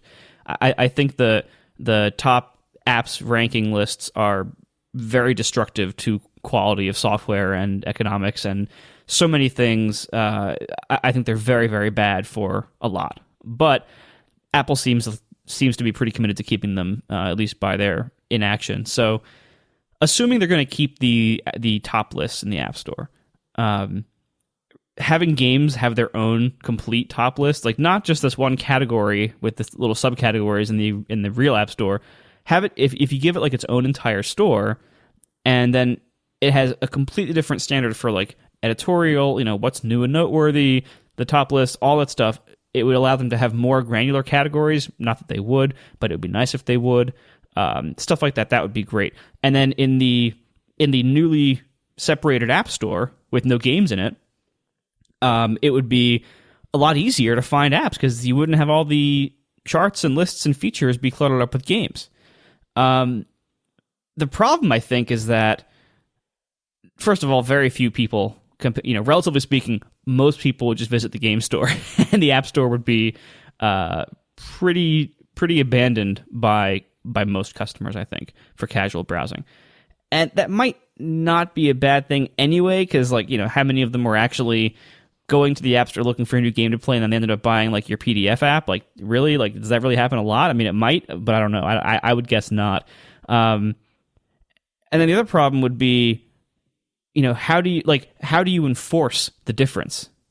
Like, if you're an app that has like a game type element, but you're a very useful productivity app also, would you put yourself in the game store to get more visibility? Would Apple disallow that? How would they judge certain apps that are kind of kind of on the borderline between like, is this an app or is this a game? So I think overall it would have a few problems. Apple could overcome those if they wanted to, but I just think the chances of them doing this are so low because it would be a massive change to the App Store. And if there's one thing Apple has shown us over the last 6-7 years, however long it's been, it's that they don't really care to make massive changes to the App Store. Whether they can't or whether they choose not to, I don't know.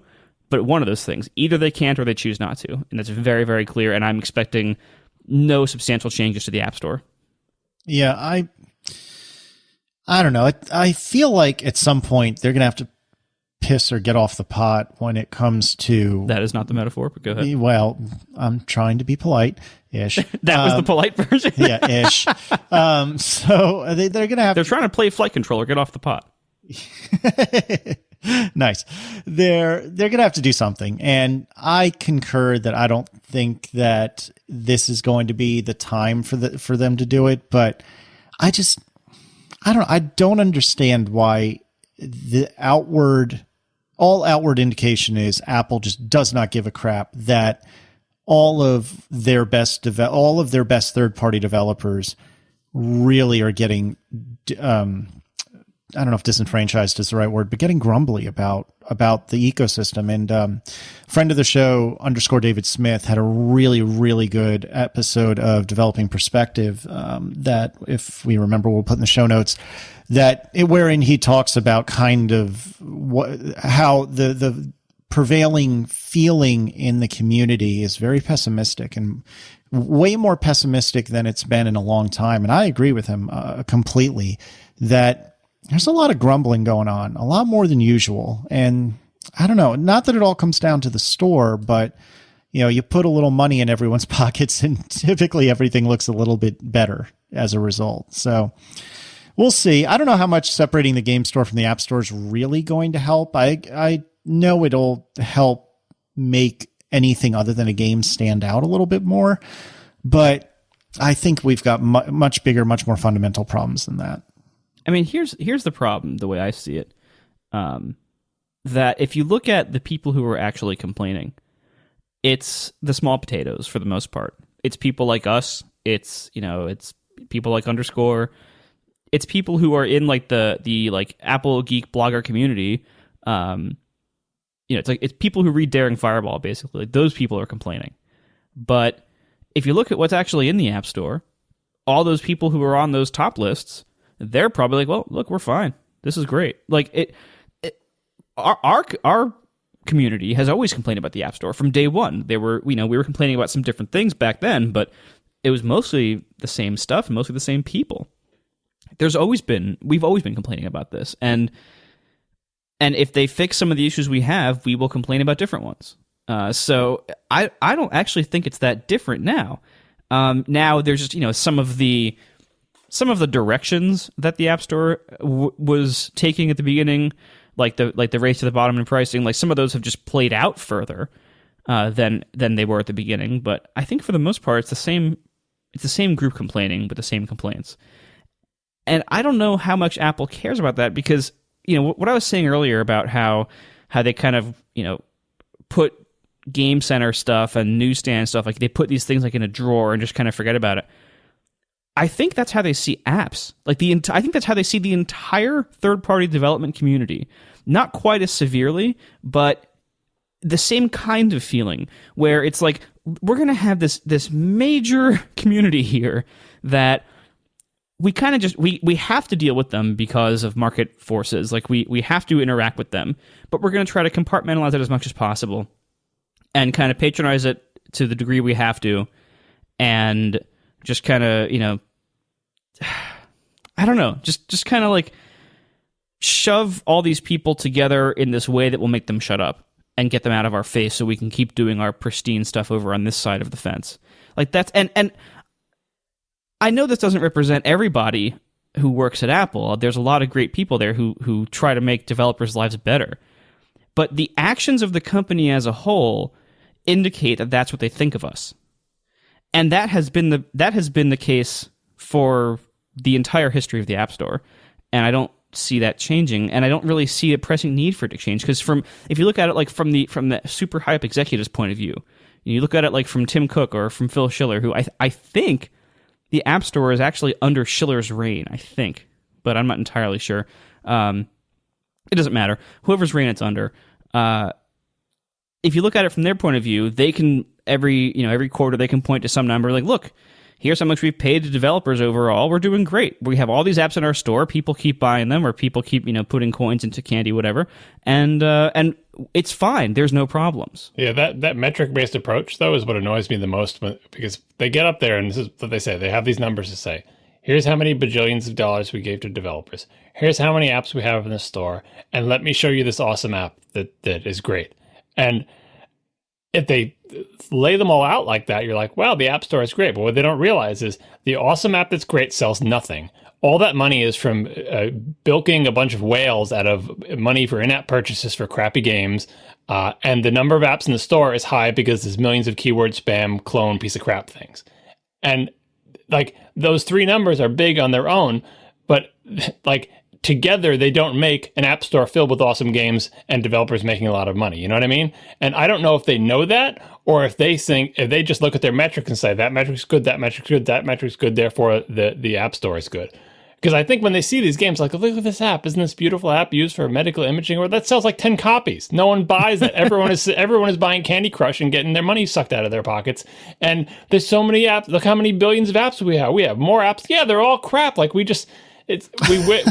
what we're all complaining about is because we realize that those things are so different, and we want there to be a store with lots of good, high quality apps made by developers who get a fair price for them and customers who are satisfied with them. And that's not the app store that exists, but the individual metrics the numbers look good, right? And I really wonder whether they are fooled by those numbers, or whether they just bring those numbers out and say, well, this makes good for good PR, but we know internally there's a bunch of problems. That's a good question. But if they know internally there's a bunch of problems, we've had a lot of time for those problems to get fixed. And Marco's right. There's been a decided lack of action. So at what point do we just throw our hands in the air and say, you know what, this is obviously the way it is, and we're just going to have to live with it? I mean, a lot of it, like if you look at the App Store, it's obviously built on the same infrastructure as the iTunes Store. And the iTunes Store has the exact same issues, where it doesn't really change very often. It doesn't, it's if you look at the iTunes Store today versus the iTunes Store in 2008, when the App Store was launched, it has not changed much.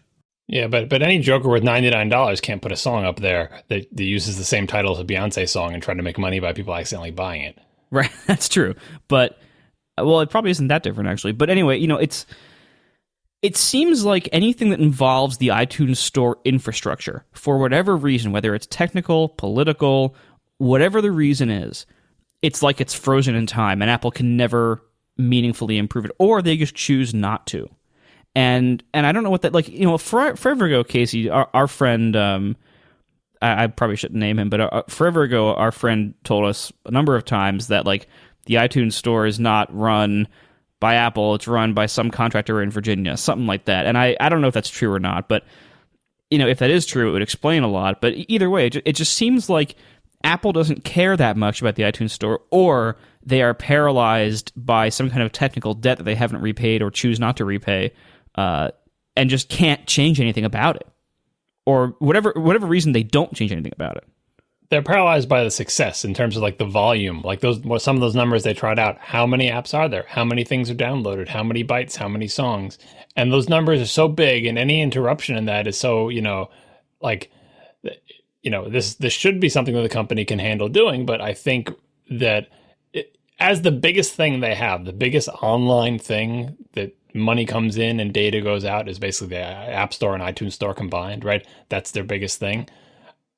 If your plan is, we're going to totally change that thing, and you're an organization that feels nervous about not so confident about your ability to deploy sort of web scale, Google scale services, you're going to be like, my bonus depends on not being down on Christmas morning and letting people set up their new devices and be able to buy apps and iTunes things. And this works for that.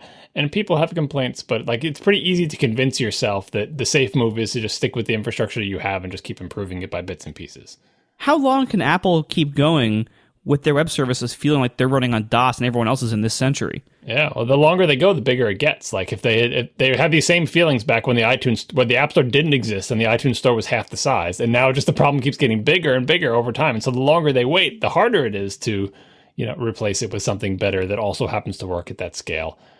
They should just buy Google.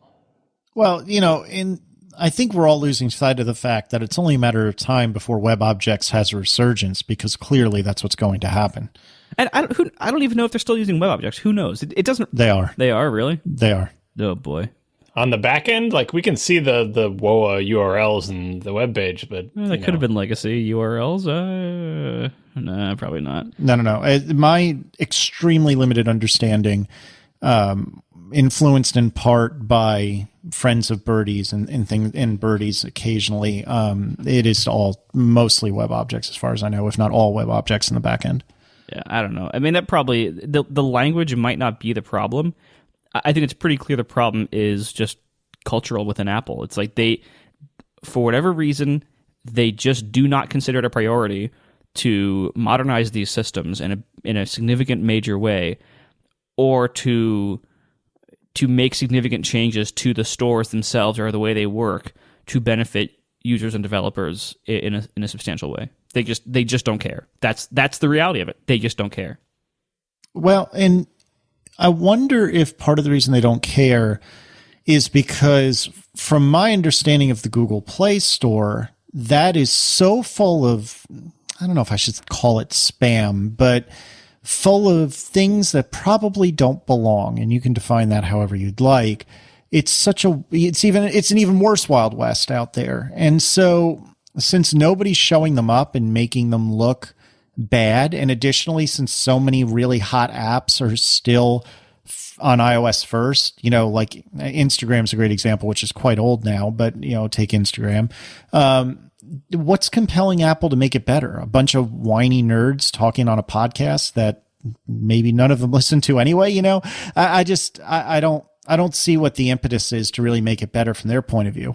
Yeah, that's a good point. I think we would all agree that they still have the best store, as crappy as it may be, because the problems are worse elsewhere. And so, like, Apple responds to competitive pressure. Android getting better. If you look at the past major iOS versions and look at the features they've added, a lot of them have been in iOS first, and that competitive pressure really had, when Apple's deciding what's going to go in iOS 5, what's going to go in iOS 6, strategic and competitive things. Like, strategic is like, oh, we got to do maps on our own because we hate Google now. And, notifications, why do they get those? Well, Android had them for a while and people wanted them, so they had to do something. Like, Apple can add lots of different features to their OS. So they very often choose to add ones that competitors had before them because it's competitive pressure. And so who is making the better curated, more pleasant, less spam-filled App Store? Nobody, I guess. Well, there's what is it? Findio, fnd.io. Isn't that Mute Winner that did that? No, I'm saying, like, which other platform? Like, I mean, maybe Windows Phone, because it doesn't have a lot of apps, so all of them in there. Like, I don't know. I don't want to make fun of Windows Phone, but I don't know. Right. So back to this list, which the longer we spend going through it, the more I think it's not actually somebody with knowledge. But anyway. Yeah, I think at this point it's pretty clear. Instead of going to the next item, is there anything in the remainder of the list that we think is interesting enough to talk about? I think the 1 month auto delete messages thing could be interesting, because we've talked before, as has the prompt. We've talked before about the issue of people's text messages getting so big, because what ends up happening is, like, if somebody messages you a photo, that photo sticks around in your messages forever until you delete that entire conversation. Or I think you can delete individual items, but nobody ever does. So that photo sticks around forever and just takes up space on your device. And so having some kind of auto delete, I think, is a solution. I don't think it's the solution. I think the solution, like John, you mentioned earlier, is to store those things in iCloud and just, have some kind of retention where, maybe you don't delete, maybe you don't delete photos after a month. Maybe you keep somebody's photos for the last year. Well, just keep everything. People aren't going to use, it's not like, people saying, oh, I'm going to use Gmail as a file backup because I'm going to email myself things. Like, I don't think anyone's going to exploit it by saying, just send me through iMessage all the photos because Apple will store them forever. It's just text mostly. Yes, there's pictures in there, but just keep them forever. John. Just bite the bullet. Look, the battery in these iOS devices is going to run out in like 3 years. This thing's going to be dead. They're going to buy a new one because technology is advancing. They're going to give you more money. Just store all our messages forever. They're text and plus a little bit of images. John, you clearly never exchange text messages with me because they are way heavy on the images and way light on the text. Yeah, but even it's total. How many years since 2007? You have like 3 gigs or something. I forget what it was because I've since deleted most of them. I know, but you had like 3 gigs. It's not that much. Like if it really needs to be, I think people would be willing to pay some sort of thing of like Apple keep all my stuff forever, and the default could be delete after a year or 2 years or something reasonable like that. But yeah, like Marco said, deleting off the device is so primitive. Like if only there was some other place we could put text. Yeah, it's like the server. Just stick it up there, and when I get to the end of the scroll thing, pull them down from. Basic cloud stuff that we all take for granted is like, well, of course Apple can't do that. They'll just have to delete them off the device when they get too old. Well, that's the sad part. They can't. Like they have shown us so many times they actually can't. It's embarrassing. It's like what? Like they're one of the most. They're certainly probably the most influential tech company in the world. They are one of the biggest, one of the most successful. I mean, they are on top of their game in so many ways, and yet once it comes to touching something on a server somewhere, it's like they're living in the DOS days.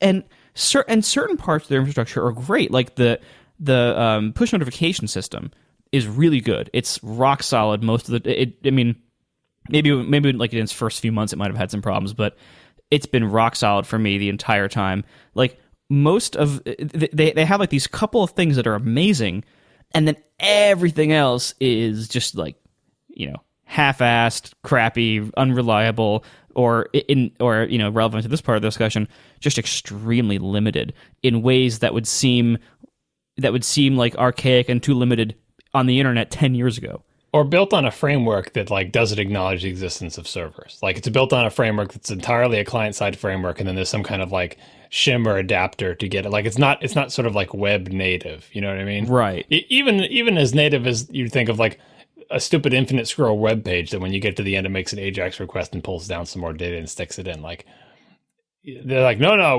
that's too primitive. We have a framework that deals with us. Of course, it works only client side, and if you wanted to pull it down server side, there's not even any good hooks for that. But and then when they try to take something like that, like, oh, we'll make core data, but we'll also make it work over iCloud, that didn't work out all that great so far either. So, I'm not saying they have to be web first and do all their UIs in HTML and JavaScript, but every API they make, every framework they make for dealing with data at this point should have some acknowledgement that it may be useful for some or all of this data not to be local, and build that into how the framework works. Yeah. You know what I just thought of is I've met a handful of Apple engineers, I don't know, maybe between 5 and 15. And every single one of these people, and firstly, they're all software engineers, and they're not hardware engineers, but every single one of these people, I can't think of any that have been anywhere near servers. And it's extremely anecdotal and not really representative of anything real. But I don't know. Do you guys know anyone that works at Apple on the server side? Nope. Are there that many of them? I've talked to some people who have done work on the back end for iCloud, .Mac type stuff back in those days. So those people are there, but I mean, we've talked about the same problem so many times. Like it's just, if you're going to do this type of thing, you just look at the client side. Apple does the client side so well. Look at the things they do there and how they do them. Look at how they make new frameworks for solving problems and extend those frameworks and support them and fix bugs in them and replace old ones with new ones. And they build an infrastructure from the compiler all the way up for doing client side stuff very well. And they just, it's just constant improvement, improving the language, improving the IDE, improving the compiler, making new frameworks, just on and on and on. There's no equivalent to that on the server side, or if there is, we don't see it at all. Versus Google, which does exactly that equivalent on the server side. They have tools for storing data, for synchronizing data, tools for managing their data center. On the hardware side, there's just constant revision, constant improvement to every piece of the infrastructure from the bottom up. That's all they do all day long, all year. Like the whole company's built around that. And Apple does that on the client side. It's just that Apple doesn't invest in infrastructure on the server side in a way that is visible to us on the outside. It could be that they do all exactly the same things that Google does internally, and we just don't see it because why would anyone outside need to see these things? But I think that's part of the culture. Why do we know about Spanner and Bigtable and MapReduce? Because Google told us about them and shared their knowledge and expertise and open sources stuff and protocol buffers and like all these, even Facebook with all its different projects and HHVM and Scribe and all this other stuff. Like that culture doesn't exist at Apple. And I don't see how they're ever going to be competitive with those companies unless they get some of that religion. I think it's like I think to summarize what I see from the outside, it's that Apple completely lacks hustle in the entire category of web services. Like, you see, like, Apple is, like, pulling the industry forward when it comes to hardware design forever, and a lot of the software design as well. Like, they're like, dragging the industry forward. Like, look at how awesome we are. We're going to force you all to keep up with us in hardware and software design. And then it comes to things like web services, and the rest of the industry is doing that to Apple. And Apple is just like being dragged along, kicking and screaming, like, fine, I guess I'll do the bare minimum that might solve your problem on a web service. And it's like they are only doing what's required, not even that. And just putting seemingly to the front, putting no heart into it, no substantial effort that's like, above and beyond. They're just like, to them, it's just a checkbox. Like, fine, I guess we have to do something with the web service. Eventually, here you go. There's no hustle there. We don't see, like, there's never anything where they launch it and then all of a sudden everyone else has to scramble to keep up.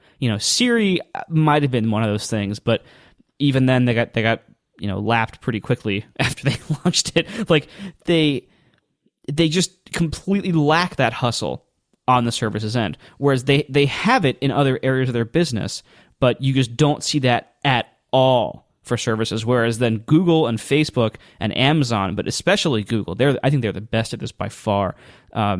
Google just nails that. Google will destroy anybody with sheer server-side hustle. They're so good at it. They just have like infinite server-side engineering resources to just beat everyone up with web service capabilities and advancements and new expectations set by other people, by customers, because of how awesome their web services are. And so Google does with web services what Apple does with hardware design, and Apple just seems to not want to close that gap at all.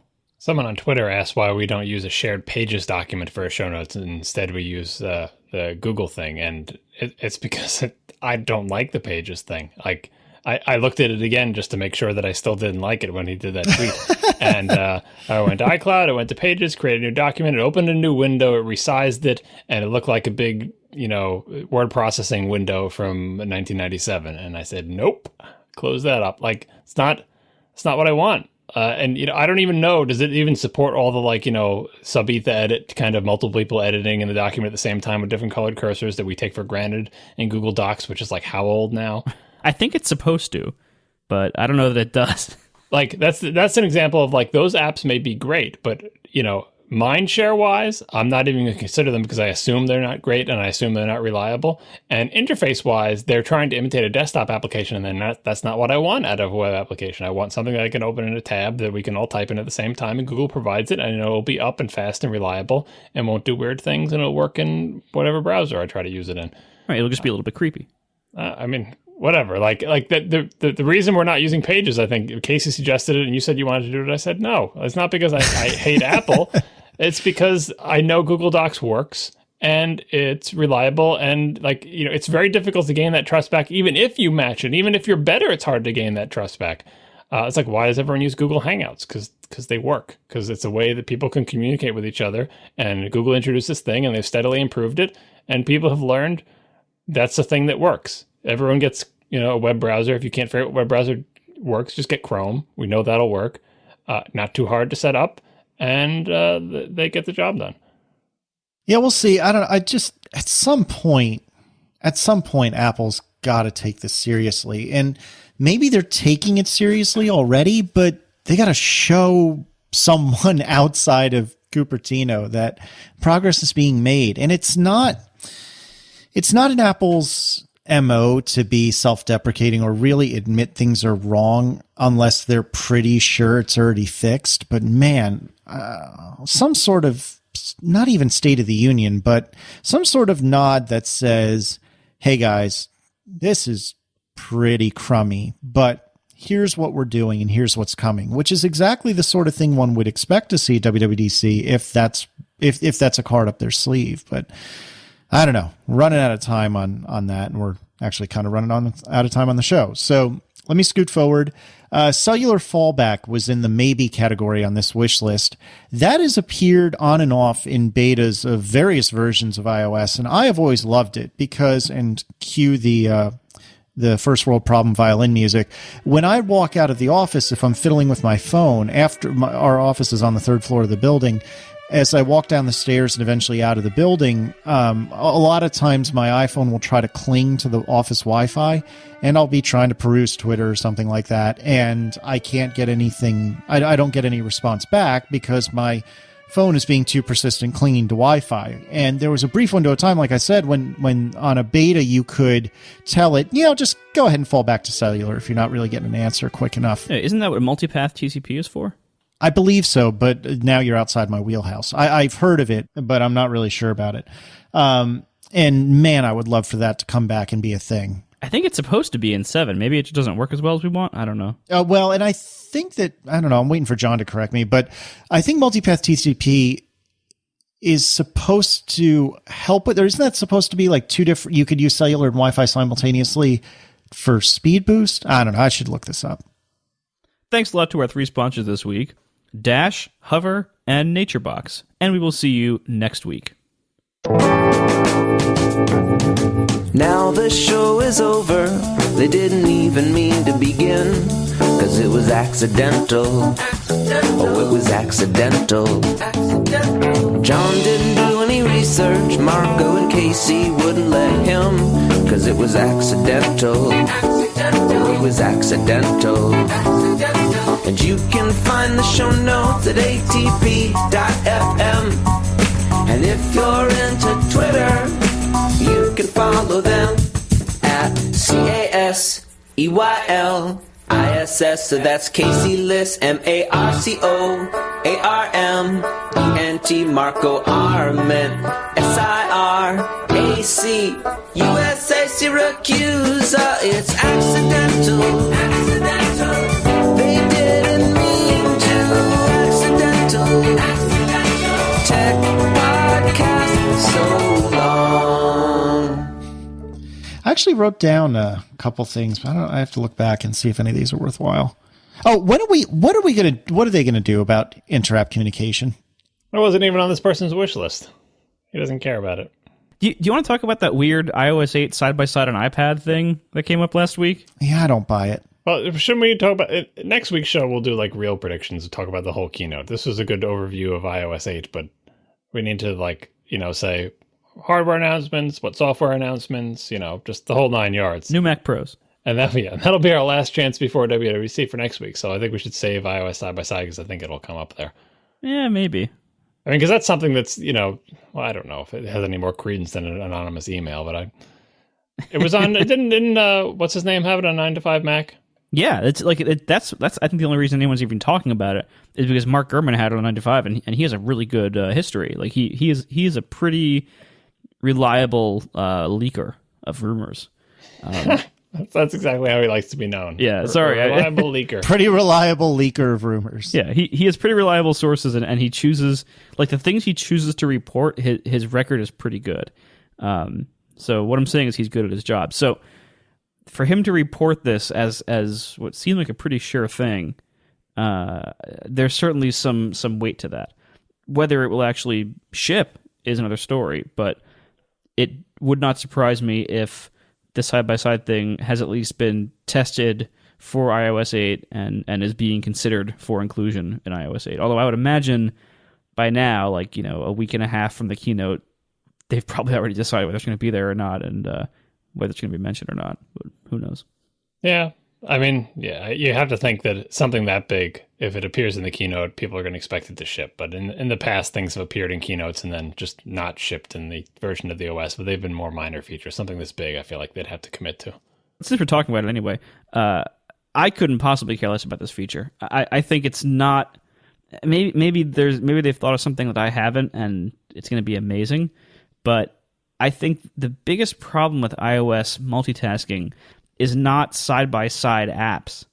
It's the file system problem. It's sharing the data. It's where do you keep the documents? Where do you keep files? Do you keep files? Well, you would assume something would be part of this though, because if I don't have a place to put a thing so that this app can write it and this other app can read it, right? But if you have them side by side and they made something like, oh, well, if you drag it from one thing to the other, then we will make some temporary location, put the thing in it, like some plumbing to make that happen. I don't know if that will be part of side by side apps, but when I see side by side apps, I immediately think I would like to be able to drag things between them. And if that's not part of it in version 1, I would hope that if they keep going down that road, they'll work on that. And yes, that means that the side by side part is not what's making that work. It's whatever the underlying system is they have for having these solid applications share data between each other. But even a stupid one that's basically like copy and paste with temporary file backing, even that could go a long way, because that solves the problem of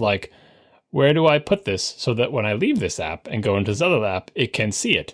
And there's no putting. If you drag it between there, then it's just oh, well, this is a single action, and we have a framework that handles a single action, and it will do whatever it needs to do to deal with the sandboxing stuff to make that happen. Yeah, that would definitely help a lot.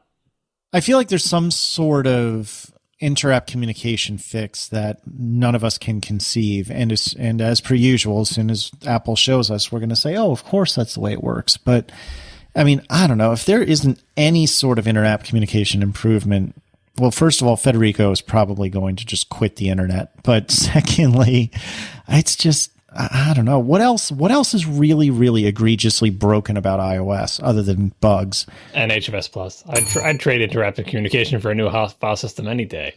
For everyone other than John Syracuse. Oh, you'd like it too. What else is going on? There's not really a lot going on, right? I mean, this is the problem with trying to record, our crazy schedule of working around our, travel needs and everything, and recording basically 3 episodes in about 8 days. There hasn't been a lot happening during these 8 days. Yeah, we're gonna miss the week before WWDC when all the good leaks come out. But anyway, we'll have to what is the next recording? A Thursday? Yes. We have to make sure that we go through all the things, hardware announcements, software announcements, and not get too bogged down in any one thing the split screen iOS app. Have you guys met yourselves? For our homework, we should all have lists of things that we think are going to be announced, and we should just go through our list, and then we can go back and talk about the individual things. Okay, I'm sure that will work perfectly. Totally, we will definitely do our homework, and Marco will play Monument Valley, and everything will be fine. Oh yeah, because everything that prevented me from playing it the last couple of weeks, that's all gone now. So now I'll be able to play it. Yeah, I'm saving all of my Overcast complaints for a future show, because I look at the activity on the beta, and most people are hitting on most of the things that. But I am trying to use it. Speaking of a complaint, this is not your fault, but I'm thrilled that you're trying to use it. That alone is a compliment. Yeah, I'm trying to use it. I used it in my commute to work today, and this weekend I'm let me just set it up with my car with Bluetooth, because if I'm going to be using this iPod Touch as my podcast thing, your podcatcher. Yeah, whatever. And my car has Bluetooth support. And my iPod Touch has Bluetooth, but they don't talk to each other at all. When I turned on the Bluetooth pairing thing on my car, it said, do you want to connect to, and it said my wife's iPhone 5S, which apparently has been in the car before, and the car has detected it and is all ready to pair with it. Well, does the car support music streaming? I think it used to be called HUDP. I don't know if it still is, but does it support music streaming or just voice? Because some cars, I rented a Maxima when I was in Phoenix a couple of weeks ago, and it had Bluetooth, but only for phone calls, which actually led me to think about it would be a really cool feature if I could simulate a phone call over Bluetooth, but just play the podcast through it from my app, so that you could play it in cars that didn't have that feature enabled. But I don't know if that's possible with iOS. It supports music streaming and handset pairing for voice, everything, but only with iPhones. It doesn't even see my iPod Touch. Bluetooth is on, discoverable, everything, no devices detected. So that was disappointing. So I'm using the USB adapter for it, which is kind of crappy, but I'm still going. Anyway, I have tons of complaints. I'll tell you them all next time we see each other. I'm honored. Thank you. But really, the beta people are really getting a lot of them. Like, you're getting a lot of good feedback from the beta. And anytime I have any complaint, I just go look through the beta feedback. I'm like, yep, that person said that. I agree with that. I could me too them if you want me to vote, but mostly they're getting. Yeah, actually, that would help. Yeah, voting helps. Just file a bug, and I'll mark it as a duplicate. I should put favorites, but we're doing it on Glassboard, so I'll put little faves next to the ones that are like, can't tell what the hell's downloading, don't want it to play when I tap on the thing because I just want to see the description, all that good stuff. Oh, thank you. I'm glad you agree with me on that. Yeah, everyone agrees. No, it's definitely going to play, but I'll give you a detailed disclosure button. And you and your stupid menu toolbar icons, you're still holding the line on that. Yeah, well, there. I don't want to ruin what it is, so I'll complain about it after you release the thing. If you don't end up falling back to the icon that you know you should use but refuse to. No, I'm not going to do it. But you should, because it would work and everyone knows what it means. You're right, but I don't want to use that icon. I want to see it's an experiment. I want to see if I can get along without using it. I know, but why? It's like your no settings in the magazine. There's always one thing that you do. Right. like, damn it, I'm going to hold the line on this. Well, yeah, I always put like some kind of I always try experiments in my apps. And sometimes they bomb out and don't work. Most of the time, they bomb out and don't work. But occasionally, they work really well, and that's like, and people end up loving my apps for those occasional times where those things work. Like so many of the little features that people loved about Instapaper were those kind of experiments. I'll just wait for the support email influx of people who can't figure out where the hell the thing that's behind that button is. Yeah, we'll see. But anyway, yeah, no, I don't want to disclose anything about the app, so we'll talk more about it probably long after WWDC when you start getting to the point where you either want to release it or talk about it more publicly. Yeah, I don't know when the hell I'm going to release it. I'm thinking maybe. I'm not even going to give a date. If I had to give a date, I was just waiting. Yeah, if I had to give a date today, seeing what I have to do in the next few weeks, like just like life, like going to this conference and family stuff and travel stuff and iOS 8. I mean, forget it. Just like, iOS 8. Like I'm thinking, like I'll be lucky to get it out in July, maybe. Plus you got plenty of plain old bugs in there. Like this is what happens when it goes from a 1 user app to like a 30 user app. They find all the bugs. Oh yeah. That's why it's amazing, like how many bugs have been found. It's really quite shocking. Like in my typical me naivety, in my initial email to the testers, I wrote something on the lines of like, I'm pretty sure this is pretty close to 1.0. I'm mainly looking for like, bug fixes, but like feature wise and like design wise, I'm pretty sure this is pretty close to 1.0. And yeah, it's nowhere close. It's like you're just too close to it because you understand the app entirely, and then you throw this thing in front of people who haven't been looking at it for months, and it's like, I don't understand how even to this day there's still features I don't want you to explain them to me, like, but that I don't entirely understand. I'm able to get the app to do what I want, which is interesting, but conceptually there are things in there that I don't understand at all, and it's like I could just ask Marco and he would explain it to me, but other people aren't going to be able to ask you that. You know what I mean? So I'm trying to like see if as the betas progress it starts to reveal itself to me. But already I like it better than any other iOS podcast app, with the UI that I've used, because I can configure it to let me manage my podcast the way I've been manually doing it, terribly, painfully manually on my iPod Shuffle. So thumbs up for the utility department there, but I may go back to my Shuffle after if I get sick of like plugging the stupid USB thing into my car. Yeah, well, and the problem is that like there's nothing I can do really reliably to sync with like desktop iTunes. Like that's something like that's like a wall that like podcast clients can attempt to, like if you have a Mac client, you can try to read the iTunes library. It kind of works. It kind of doesn't.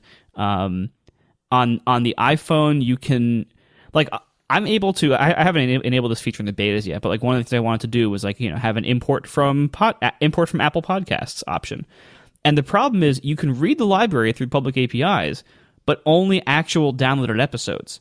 So like if you have a podcast that you've listened to everything and deleted it all, that won't show up to me at all. I have no way to tell that you're subscribed to a podcast that currently has no episodes downloaded on your device. So it's like there's like these limitations that it's just going to make it really, really hard to ever support like iTunes importing that's to a degree that people would expect it to work very well. Yeah, I wish I could just configure playlists in Overcast and then they would magically appear on my iPod Shuffle. Your obsession with your iPod Shuffle is kind of comical. Because it's so easy. I can clip it onto my clothes. It's a wearable. Plug it right into my car. I just the parts that are painful about it are trying to get songs on it ever, which is just super painful. It's like torture. And accidentally hitting buttons on that stupid, they put the play pause button in the middle of a circle, trying to figure out which button you're hitting, not accidentally hit forward or back. Like, the physical UI is crappy as well, but it's much easier than having to deal with it. You know what I really need to get? I really just get a clicker headphone. I keep saying that. I've been saying it for years. One of Apple's headphones puts a little clicker thingy on it. Yeah, that's the problem, and that's one of my big problems with the headphone market is for portable headphones. Like, all the headphones that sound really good are all like, the full size ones that you use at your desk, and they have like these big long cables. Oftentimes the cables are coiled, or they might have like the giant 1/4-inch plug on the end instead of the nice little 1/8-inch plug. Almost none of the headphones that sound great have the iPhone clicker, and so the iPhone clicker, the iPhone clicker is really, really useful if it's not like you at your desk at your computer. If you're out walking, if you're on a plane, like, you can keep the iPod or whatever in your pocket and just have the clicker there to do all your control. And there are just very few headphones that are both good and have the clicker and have a good clicker. Like, because there are different clickers. Like, Sennheiser makes a really good one. AKG makes the worst one I've ever used in my life. Some of the fashion brands, some of them have good ones. Like the ones I tried in the Apple Store, like, some of them were good, some of them were awful. It's and as Dashihi points out, many headphones have detachable cords. You can kind of swap one in, but most headphones don't have detachable cords. So you're kind of stuck either doing a really tiny sensitive soldering job to kind of hack your own cable on there, which is a terrible idea, or just use the cable that comes with it, which will eventually fray somewhere internally and die. Well, maybe my iWatch will solve this problem for me. But basically the problem is if you have listen to a podcast while you do dishes, which is a reasonable thing to do, and your spouse comes into the room and wants to talk to you, you got to fish this thing out of your pocket, hit the button, swipe to unsleep the device, find the pause button, and pause. Compared to just click on a clicker or just tap the little button on, things that can become reflexes because they're physical devices. There's no way in hell I want to fish an iPhone or an iPod Touch out of my pocket and interact with the UI to pause it. And by the time I do that, my wife is already rolling her eyes and saying, "Why are you always listening to podcasts?" You know what you could do is you could just get an iPhone that comes with the headphones with the clicker. Does it come with it? Yes. I don't think so. Yeah, they do. It does. And then when you go into your car, by the magic of Bluetooth, you don't have to plug anything in. My wife has an iPhone 5S, and I'm pretty sure there are no clicker headphones in this house. So you're thinking there is not a debate in my mind. They're under it in the box. Have you ever lifted up the little white thing? I should go. Maybe I left them in the box. If that's the case, I got to go fish those things out. Yeah, every iPhone has come with earbuds.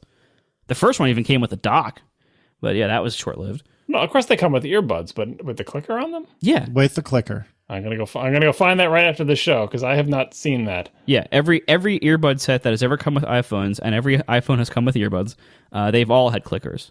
There have been a couple of generations of them, but they've all had them.